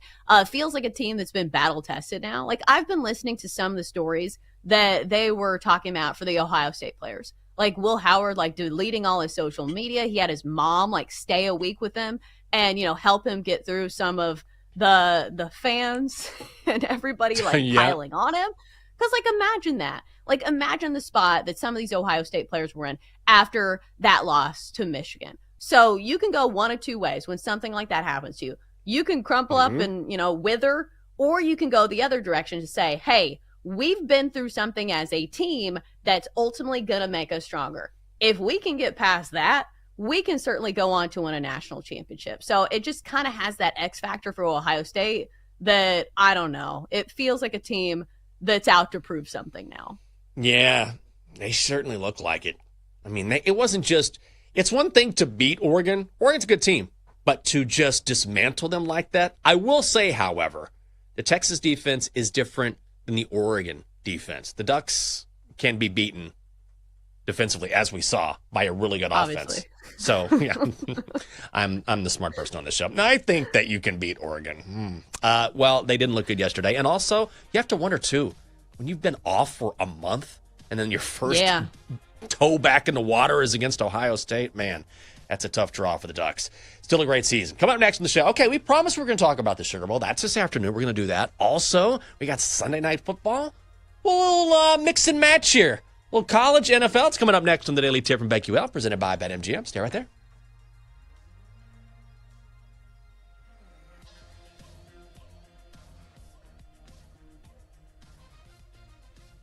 Chelsea and Jenks will be right back on the Daily Tip on the BetQL Network, presented by BetMGM on the Sportsbook Born in Vegas. Download the app today. Please gamble responsibly.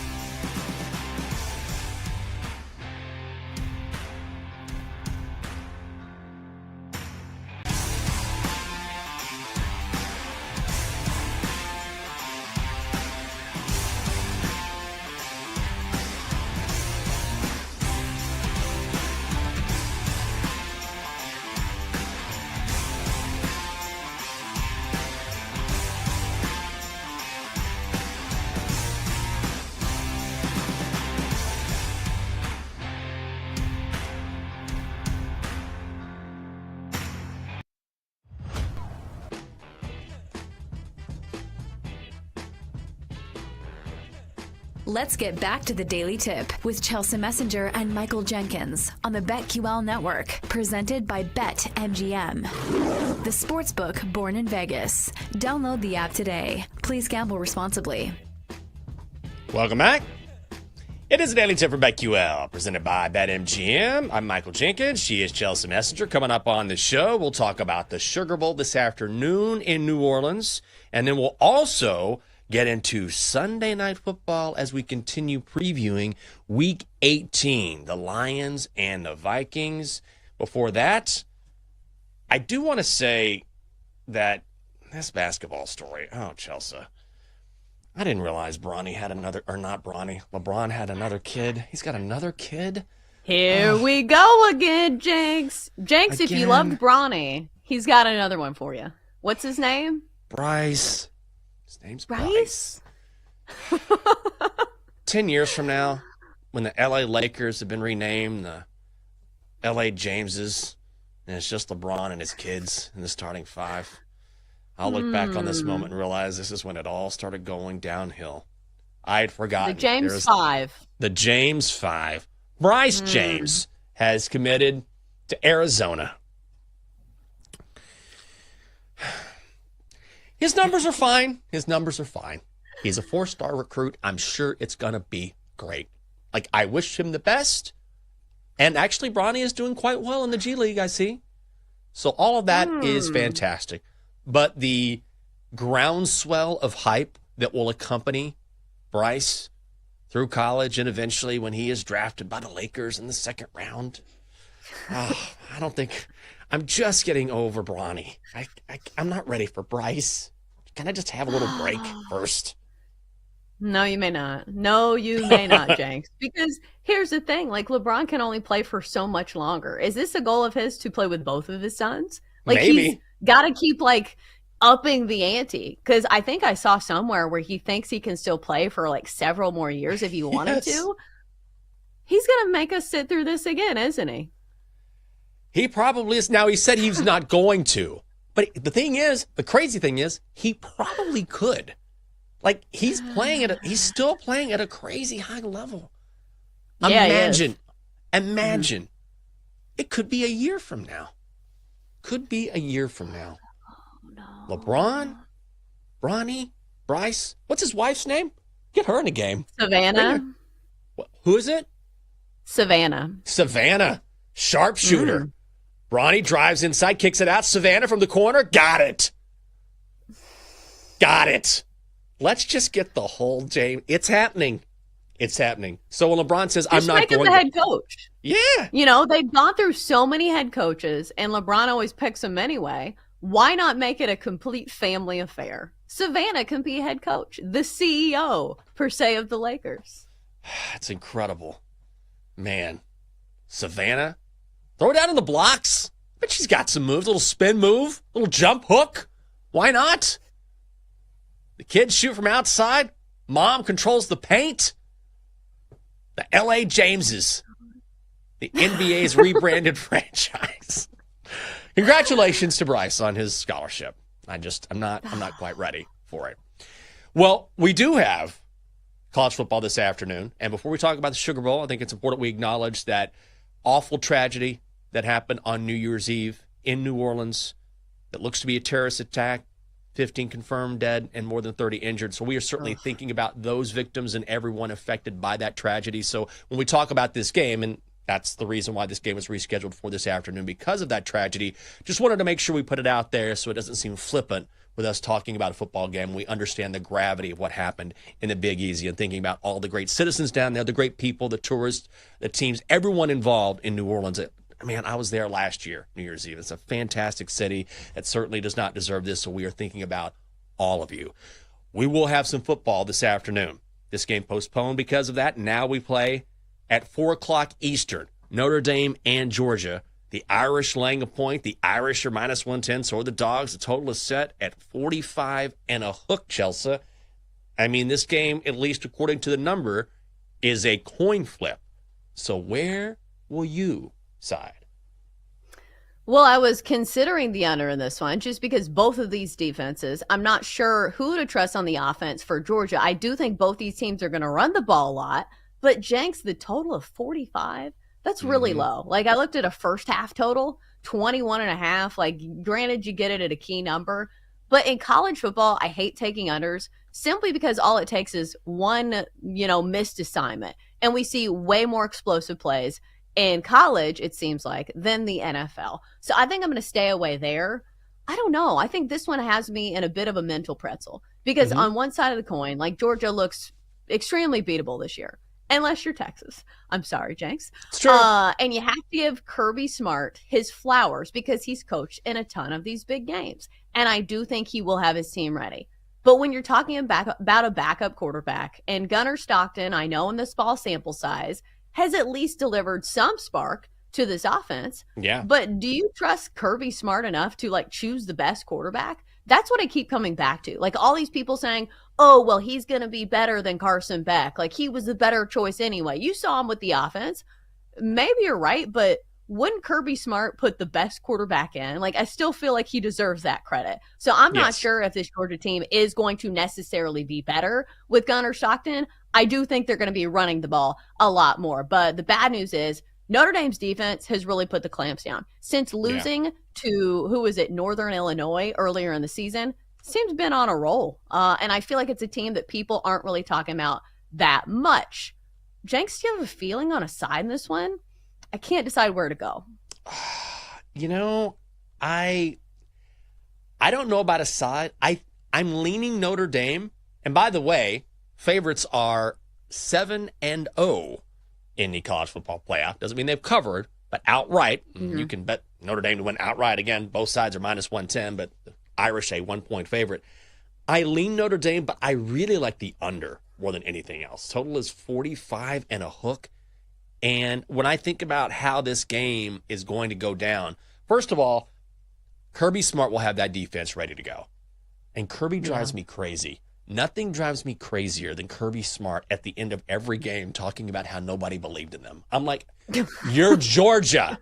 Everyone believes in you. No one doubted you. He's like, no one believed in us. I'm like, what are you talking about? What planet are you living on? But I will say, it drives me crazy. But his players buy into that. So you get an angry Georgia team that believes nobody's believing in us because that's what coach keeps just like saying again and again and again. But that Georgia defense, I think, will step up. And honestly, Notre Dame plays at a really slow pace. They want to run the ball. I mean, that's their bread and butter. With Jeremiah Love and Riley Leonard, he can take off. Jadarian Price, they want to run the ball. They play slow. But can they move the ball against this Georgia defensive front? And then conversely, you got a backup quarterback going for Georgia against one of the best secondaries in the country. So, and now Stockton can run. We saw that in the SEC championship game. He's pretty fleet of foot, but this is still a very good Notre Dame defense. So I think Georgia's going to try and run the ball.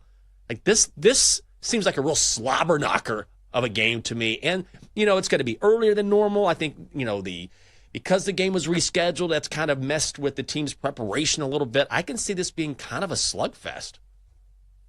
I think so as well, but it's just the number that I'm stuck on. Because if it was a little bit of a higher total, because like 45, that's like an NFL total. So again, like I do think it's going to be lower scoring, but 45 is just really low. Jenks, of the two options, do you like the full game total or the first half total better? Because like I think you can make a strong case saying, okay, both these teams may be a little bit slower to start. Like the defensive game plan is probably going to be pretty solid here. Maybe it takes them a while to get their feet underneath them, but 21 and a half, feels low. Feels really low. I'd go full game under is what I'd go. I think it's just going to be an ugly game. It's going to be an ugly game under the dome. And the Sugar Dome. Sugar Dome. Good Lord. The Sugar Dome. The Sugar Dome. Actually, they should have. The Sugar Dome. They should have a place called the Sugar Dome. Sounds amazing. I'd go to the Sugar Dome. Yeah, I'd go full game under. When it comes to here's the thing. I think Notre Dame should win this game because Georgia does not have Carson Beck. And I think Marcus Freeman is a very good head coach. I also think that there's probably no one better in college football at getting his team ready for a big game than Kirby Smart. Like, it's not a slight against Marcus Freeman. It's just that Kirby, this is kind of what Kirby does. He's exceptional in these spots, and that can be a great equalizer. Yeah, I mean, look at the resume. Who's won a national championship and who hasn't? So I think Kirby Smart certainly deserves that credit. So, Jenks, we can't bet on player props for college here in Tennessee, but I do think maybe this would be a game for him. I know a lot of people are talking about Riley Leonard in this game, how he's probably going to be like the biggest source of their offense. And I think that's probably a solid call. Who do you think is the player, like, kind of to watch in this one? Do you think it's going to be a lot of running of the football? I kind of think that's going to be the case. Yes, I do. Leonard is probably the key here, but then, Jeremiah Love is fantastic. So he's one of those running backs where that Georgia defensive front can play great all game long, but he needs one run to break loose or one seam to break loose. And so he's that talented. There are a few running backs like that in college football. Ashton Jennings, we saw Cam Scadaboo yesterday, where they're just good enough where if you are not playing from start to finish, they will make you pay. And he's one of those guys. There's no question about it. I got to ask you about the Sunday night football game. We have been looking ahead to Week 18 in the National Football League, and this is the game. I mean, you talk about finishing with a bang. Vikings-Lions in Detroit. The winner is the champion of the NFC North, number 1 overall seed in the NFC. The loser drops down to the 5 seed. The Lions are laying 2.5. Now we're seeing 3 in a lot of spots. Lions are minus 160 on the money line. Vikings are plus 130. Total set at 56 and a hook. The most combined wins these two teams have in a regular season game ever. Ever. Thank you to Kenny for that stat. Doing the Lord's work. What is going to happen in this game, Chelsea? Yes, the Lord is saying, thank you. We really needed to know the stats for the Vikings and the Lions. But for what we're talking about, certainly. This is a tough one to pick. We've seen some money come in towards the Lions in this one. I believe this line was 2.5 last night. Now it's gone up to 3. So people are believing in Dan Campbell and company. And it's easy to believe in the Lions this year, playing at home in their most meaningful game of the season thus far. But the problem with the Lions is always going to be the defense for me. We saw it against a banged up Niners team last time around where it feels like, the defense can't stop anybody. And I understand that the offense is good enough to, still win those games. But still, when you go toe-to-toe with another team that's been really successful this year, has a great defense, and Sam Darnold can sling it as well, I don't know. 3 points feels like maybe you take the underdog. But again, if you're taking a team and a field goal and you think, okay, maybe they keep it close, they only lose by a field goal, but the total in this game is 56.5. Like, points are not at a premium. When you have a total of 56.5, that says one thing to me. That says you bet player props because it feels like those are the ways to go. We saw it last Lions game. Like, we didn't even know if the starters were playing, but if you played props in that game, just about every single one of them went over on their prop plays. I think the one that I have circled here is Justin Jefferson. Over 6.5 receptions for minus 118. He's hit this in 5 straight, 7 catches last time around against the Lions. And this is the biggest game of the year for the Vikings. Why would you not go to your superstar wideout to have a big game here? He had 11, 13, and 14 targets over the last 3 games. It feels like he is the go-to guy. You can't guard him. Justin Jefferson, I think he has at least 7 catches here. Oh, big number. But you know what? I think you're probably right. I think you absolutely are. And if you need any sort of barometer or proof that Sam Darnold is the real deal, you know how receivers are in the National Football League, especially guys like Justin Jefferson. If they're not getting the ball, if they're not happy, you will know about it. Look what happened in Philly. A.J. Brown wasn't happy because the Eagles were running so much. He wanted the football. You haven't heard a peep out of Justin Jefferson. He's as happy as he can be because Sam Darnold is doing a great job. I think that's a really good idea about props. This should be such a great game.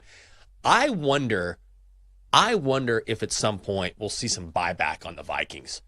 And I understand it's Detroit. I understand they're favored for a reason. I get that they're at home. In theory, they're the better team here.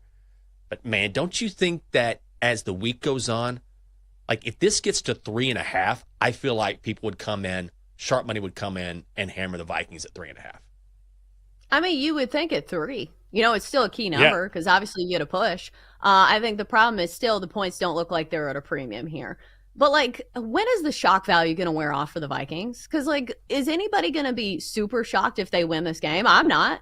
They're sitting at 14-2. Yes. At some point, they deserve some credit, and you got to stop being shocked every time they win a football game. Because last time around, it was a close game. So if anybody has the weapons to compete with the Lions, especially with how banged up the Lions are right now, it's the Vikings. No, I totally agree. Any other team, I feel like that had 14 wins would be like, wow, this team's amazing. But because they're in the division with the Lions, we just don't quite give Minnesota credit. I'm ready for this one. Coming up next here on the show. Well, we are finally back in a saddle, and it's time to hand out some bets. What do we have in the card? And what is the Dogster been up to? We'll talk to him as well. She's Chelsea. I'm Jenks. It is a daily tip from BetQL, presented by BetMGM. Stay right there.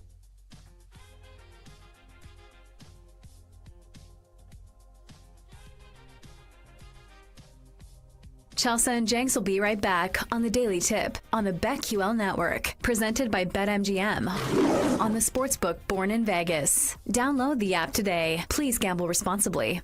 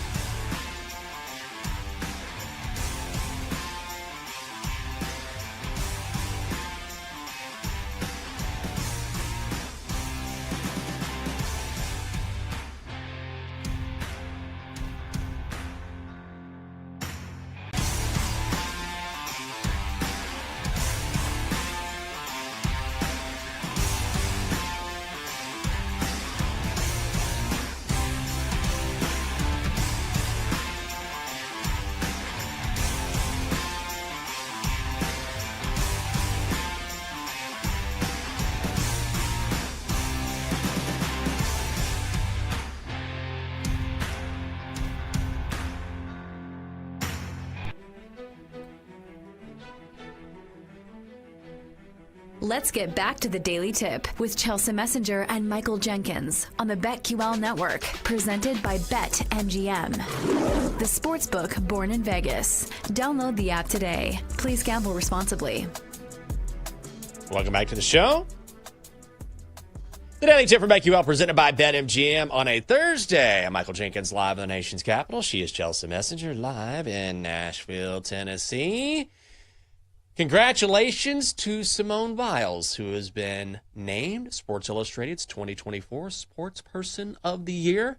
Won 3 gold and a silver in Paris over the summer at the Olympic Games.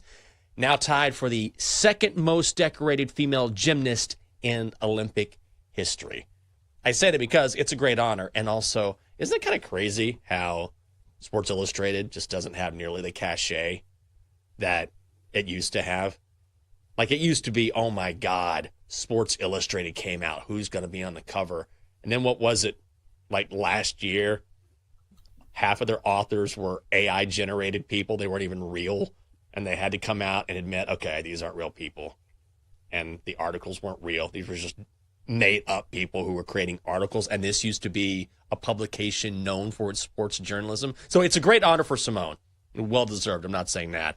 But Sports Illustrated doesn't quite have the impact, not even close to the impact it used to have. When I was growing up, Sports Illustrated was like the Bible of sports. When Sports Illustrated came out every week, you paid attention.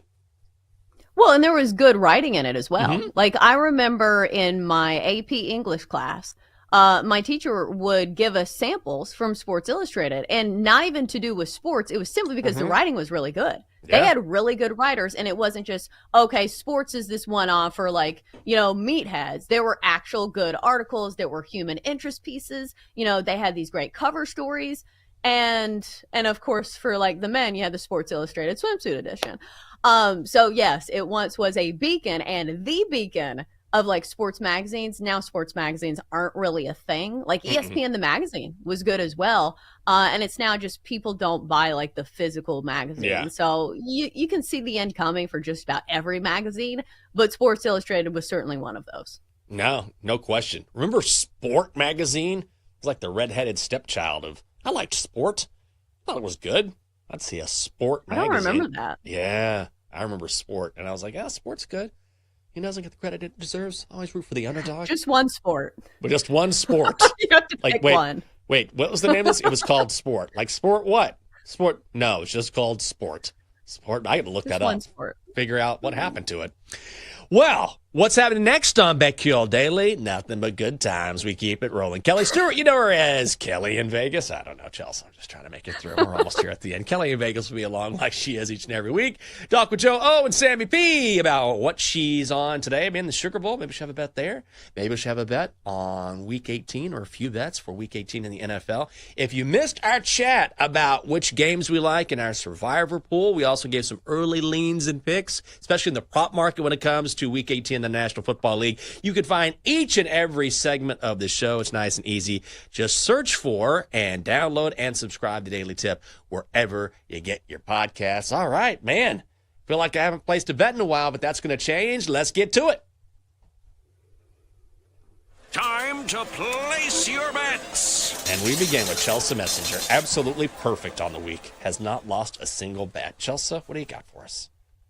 Well, I did have a bet on Monday, and it did win. So you're right. There you go. So bet of the day for me is going to be in college hoops. I know it's been a while, but we're going to get back on the horse here with UNCW. We're going to go with Wilmington at home tonight, laying 5.5. I'm honestly surprised that you can still get a 5.5 because this one is already up to 6.5 over at BetMGM. And here's the thing. Ken Palm has this game as Wilmington winning it by 8. Bar Torvik has it by 10. So already there's a discrepancy there, which I'm trying to search for factors. Maybe you could say, okay, it's the start of the year. Things are a little wonky. Maybe they haven't been practicing. Well, UNCW just had a tune-up game against a non-conference opponent. Granted, it wasn't anything to write home about because it wasn't really much of anything. One that won 99-47, but still, it means they've been practicing and they've been perfecting their shooting. Here's the thing. UNCW has been one of the better teams to bet on so far this season. Against the number, 8-3 ATS, and even better at home, 6-1 against the number when playing in Wilmington. I think that's the play. Plus, you look at Towson this year, have not been good, at least according to the market. 5-7 against the number, and plus all of the numbers across the board, much better offensively speaking for Wilmington. So I think it's a solid angle, taking the favorites at home in college hoops, and that's what I'll be doing. Let's go UNCW, laying the 5.5 tonight against Towson. All right. I like it. I'm a little disappointed you're not going with college football, for being honest. But I guess college basketball do. There's more than one game. Oh, there Have is? you heard about the Gator Bowl? Because that's where I'm going. Ole Miss, Duke, under 51.5. Let's do it. Both of these teams have been off the field for a month. So I think we see a little sluggish play at first, and then I think Ole Miss comes alive and they roll in this game. All the focus is going to be on Jackson Dart, rightfully so. The guy can flat out sling it. One of the best offenses in the country this season. But here's the thing about Ole Miss. Their defense is really good. The Rebels allow 13.9 points per game. That is fourth in the country. And how is Duke going to move the ball? Especially with a third-string quarterback leading the way and a ton of guys who have hit the portal. Rebels, 10-1 to the under in their last 11. I know when you think of Ole Miss, you think of a ton of points, and they do score a ton of points, but that number tends to be inflated when you're looking at totals. This has come down from 53. Again, I'm going to go under 51 and a hook at the Gator Bowl, and I'm deciding if I'm going to go under at the Sugar Bowl, at the Sugar Dome, as I call it. So maybe I'll do that. The Sugar Dome. You know what? Let's add it to the card. Why not? You know what? We got some time here. Chelsea, you going to be with me on this or no? Is it just me? I like the handicap, and I do think they're going to commit to the run. It's just that number is a little low for my liking. Yeah. Like, you really want to play 2 unders today? Like, welcome back to betting. How about sweating some unders in college football? I'm doing it. That sounds a little miserable. But you're right. Like, the handicaps are good. Notre Dame versus Georgia under 45 and a hook. Here's the thing. This has all the makings of just a slugfest. These are two of the best defenses in college football. Notre Dame wants to run the football, and they're going to try to run the football. Whether it's Jeremiah Love or Riley Leonard, they also play really slow. That's the thing about Notre Dame. They take their time on offense. And they're going to have to run up against this Georgia defensive front. Kirby Smart will have those guys ready to go. And then conversely, you get a backup quarterback for Georgia. They're going to want to keep this thing on the ground because Notre Dame has one of the best secondaries in all of football. So also because of the time change and the switch up in schedules, I think there's a possibility that these two teams were thrown off a little bit as well. So you know what? I'm adding it to the card. Let's make it official. We're going Ole Miss, Duke under 51 and a hook at the Gator Bowl. Then at the Sugar Bowl, Notre Dame, Georgia under 45.5. Ooh, fitting that you're wearing all black because you're the Undertaker today. That's right. Let's do it. Well, don't forget, guys, we're on Twitch. You can stream each and every show on the BetQL network. If you're like, Jinx, I'm tired of looking at your face, but I can't wait to see Sammy P. Well, guess what? You can do it. Twitch.tv/BetQL. All right, Dockster. We haven't heard from you in a while. So what's going on with you? Get on in here.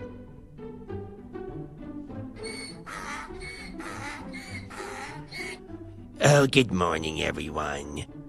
Oh. Donkster, what's going on? So, I'm just like you. January is just the worst. The Christmas season has come to an end, so I think I'm just gonna take a bunch of Paxil and stare out the window for a while. Donkster, does it like you at all? Well, I mean, come on. Perk up there, buddy. No, I think I'm just going to watch a sad story on the Hallmark Channel and have a good cry today. Oh, well, that's depressing. Hope you get to feeling better. You got the strength to make some bets for us?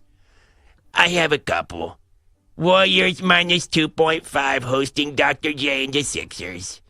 Rangers money line hosting the Bruins. Looks like you've been reading Sport Magazine there, buddy. You went way back with that one. Oh, my God. Whoa. All right, buddy. Get to feeling better. Sorry. We'll get you out of these doldrums here pretty soon. All right, let's cheer the people up now. And there's only one way to do it. With that, we bring in the man from BetQL Daily. Of course, I'm talking about my guy, Sam Panayotovich. Sammy P. Good morning, buddy. What's going on? It was a little too close for my liking. Oh, buddy. I mean, let me tell you. Come on. What are we doing? I don't know. I think what we're doing is we're getting a dub, and then we're going to let Ohio State spank us in the a good firm spanking in the Cotton Bowl. They look great. But you know what? I'll take a dub any way we can get it. That was one hell of a college football game. It was not fun. Chelsea, I bet Texas on the money line. I thought there's no way they lose. I laid $5 to win $1. Hell yeah. Yikes. In the bag. Hell yeah. Chelsea. Chalk Hell donkey. yeah. It was in the Donkster the bag. would loves that bet. It was a great bet until it wasn't. And I knew the first time they brought that hillbilly kicker out with the mullet, and they His said, name is Bert Auburn. It's Sideshow Sure. Burt, man. He's the that guy. That's what we call him. Tess on the broadcast says he hasn't missed a field goal since 1950, and I'm like, oh, he's gonna miss. And Yep. not only did he miss once, 9 he of missed 9 twice. under 40 yards. Well, and And I then was they like, of show course. Stark giving him that little pump up speech before he Ugh. kicks it, and they're both like smiling and cutting up, and then he doinks it. That's so gross. I will 9 say of that. 9 under 40 this year. Sorry, I heard that That's too. a and I'm- big number in the next game. I'm not laying 6.5 with Ohio State. That will not happen. I agree. I think it's a sucker bet. I mean, I think Texas is going to lose. I think Ohio State will outclass them. I think ultimately they're playing their best football of the season. But doesn't that feel like a game that everyone and their dog's just going to jump all over the Buckeyes based on what they saw yesterday? Yes. A lot of it depends on what we get from Texas, though, and if they can play from behind. It's wild because most of the time we've seen Texas, they're trying to put their foot on the gas pedal and secure these leads. It's a different game script. It's going to be wild to see them as underdogs. They need to I be will an probably underdog. take the points because I believe, Good man. boys and You're a girls, good man, Sammy P. I swear to God. People ask me, rank the best people at this network, and you're always number one. Chelsea? She's right there in the top 5. Chelsea, you moved up this week. Great. Yeah, you were 5 last week. 7 people on the network. Yeah, great. I mean, you're close to the top. Come on, you're right there. Sammy P, have a great show, buddy. Thanks for being on with us. We appreciate it. That's it for us here on the Daily Tip from BetQL, presented by BetMGM. For Chelsea, I'm Jinx. Have a great Thursday. You've been listening to The Daily Tip, presented by BetMGM, the sportsbook born in Vegas. Download the app today. If you missed any of the show, listen back anytime on the new and improved Odyssey app.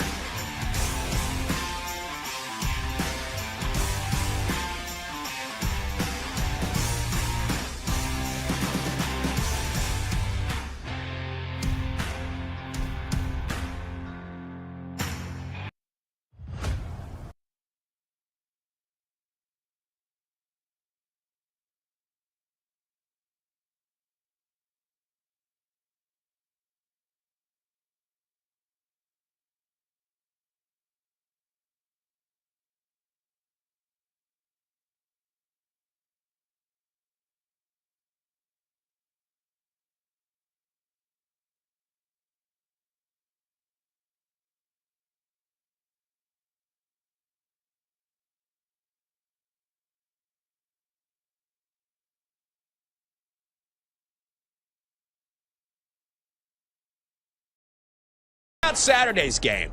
Let's just throw a random game out here. Like, I don't want to put faith in NC State. There's a chance we'll Your lose team. outright. Who knows? Jinx is definitely not paying attention right now. He's just vibing to the music.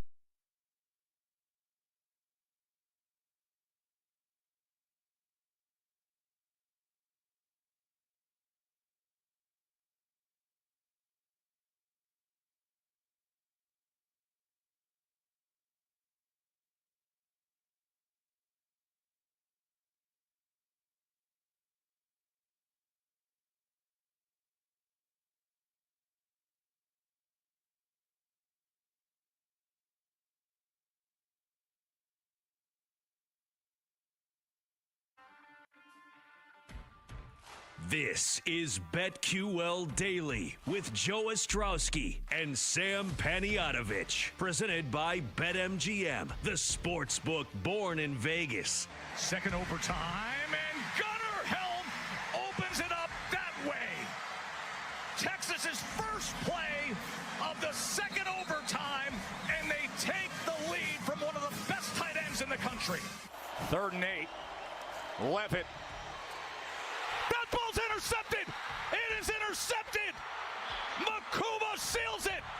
Hook 'em horns. They're headed home to Texas to play in the Cotton Bowl. Off the fake down the middle. Caught in stride. Ibuka touchdown. Buckeyes on fire. Toss sweep. Henderson has blockers and just gallops into the. Some would say that maybe he'll be chasing Super Bowl MVP. Really makes me angry that, like, Knicks fans can't have anything. We've been bad for... I get it. Now it's, okay, 100% of attention on 9 million games tonight. It's a playoff game! So yesterday, certainly a lot has changes. Drastic movements as far as these point spreads go. Majority of the show going to be about college football, of course, everything that went down on New Year's Day, and we've got a couple of games. Like, hey, there's no tomorrow. And now, come on, put Pickett in. Eastern with us right here on the BetQL network. Sammy, happy New Year's. Didn't get to talk yesterday, but get it. Yeah. Oh my goodness. How does this affect me personally? Which is absolutely bonkers to me. If you do the middle school math, is 117. And I agree with it. Throughout. Knew it. I knew it. Who has the upper hand? Do we think it's going to be the offenses, or do we think it's going to be the defenses? How about Saturday's game? Let's just throw a random game out here. Like, I don't want to put faith in NC State. There's a chance we'll lose team. outright. Who knows? Jinx is down. To wake the team up, to get the smelling salt near the nose. And I'll tell you what, this witch that said Ohio State was going to win the whole thing, this witch might be the best handicapper on the network. Or the Came world. out of nowhere. I have a vision that the Buckeyes will win it all. And they have been, in 2 games, the most dominant team that we've seen in a very small window, granted. But Some would say that maybe he'll be chasing Super Bowl MVP. Really makes me angry that, like, Knicks fans can't have anything. We've been bad for... I get it. Now it's, okay, 100% of attention on 9 million games tonight. It's a playoff game! We've seen this movie before, and we know how it ends, and it ends with absolute disaster. But I'll tell you, that's fun, but the most fun thing about betting on sports for me is this. of course, the way this works in our world, in the next game, all you do is make Ohio State as expensive as possible, spread-wise. Holy Did you cow. see the number this morning? Oh, of course I did. Yeah. I saw at one very public book.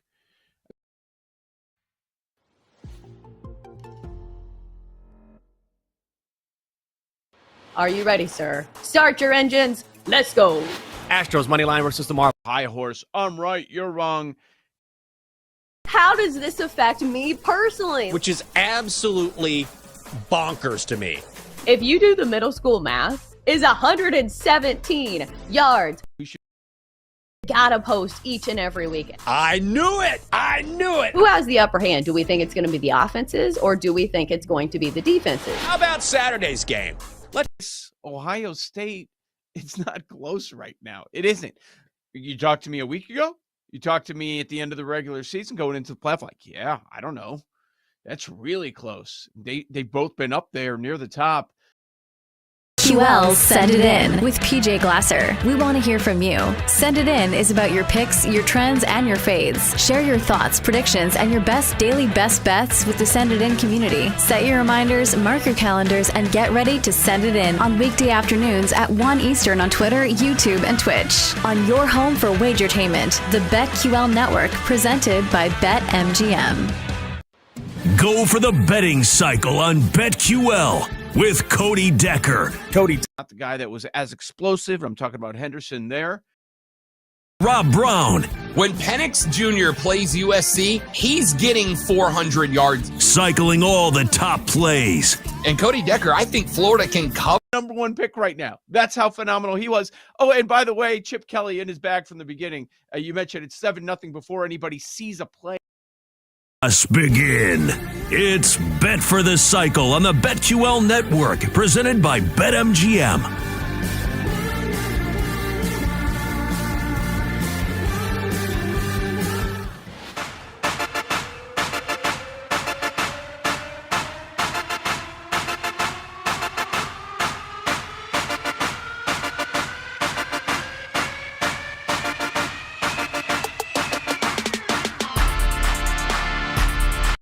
Had nothing until the very end of the second quarter when he threw that little jump pass for a touchdown. They go for 2, make it 34-8, but you knew it was over. You knew. Ohio State on the number one team in the country, 500 yards of offense, 390. It's a playoff game! We've seen this movie before, and we know how it ends, and it ends with absolute disaster. But I'll tell you, that's fun. But the most fun thing about betting on sports for me is this. Like, hey, there's no tomorrow.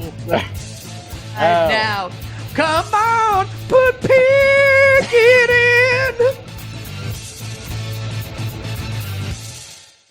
I was going to do Thursday morning market moves where Texas went from a 2-point favorite in make-believe land. My goodness, how does this affect me personally? Which is absolutely bonkers to me. If you do the middle school math, is 117 yards per game that you gotta post each and every weekend. I knew it. I knew it. Who has the upper hand? Do we think it's going to be the offenses or do we think it's going to be the defenses? How about Saturday's game? Let's just throw a random game out here. Like, I don't want to put faith in NC State. There's a chance we'll. And we started to see these books open up 4.5, 5, and those numbers lasted minutes. Interactive sports gambling show? Introducing BetQL Send It In with PJ Glasser. We want to hear from you. Send It In is about your picks, your trends, and your fades. Share. It's a similar story to what we've been talking about with the NFL right now in the college. Send It In on weekday afternoons at 1 Eastern on Twitter, YouTube, and Twitch. On your home for wagertainment, the BetQL Network, presented by BetMGM. Some would say that maybe he'll be chasing Super Bowl MVP. We've had 7 playoff games now in the book, and they are 7-0 straight up, the favorites. 6-1 against the spread. The only dog to cover, Arizona. Playoff game! We've seen this movie before, and we know how it ends, and it ends with absolute disaster. But I'll tell you, that's fun. But the most fun thing about betting on sports for me is this. Like, hey, there's no tomorrow. And now, come on, put Pickett in.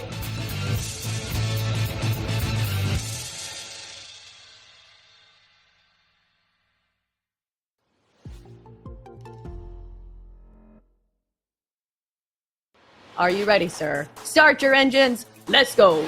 Astros money line versus the Marlins. Johnny Cueto, no thank you. Yeah. Oh my goodness. How does this affect me personally? Which is absolutely bonkers. To see that, let's go to Scattaboo. I mean, You want to start with the Texas side or Arizona State side? What is more fascinating? I think you can make a strong case for either. Scatterboo to me is an enigma. I love him. His dad is a. How about Saturday's game? Let's just throw a random game out here. Like, I don't want to put faith in NC State. There's a chance we'll lose outright. Who knows? Jinx is definitely not paying attention. Scatterboo was being drilled and hit so hard. He was being hit so hard by Texas, he was throwing up on the sideline.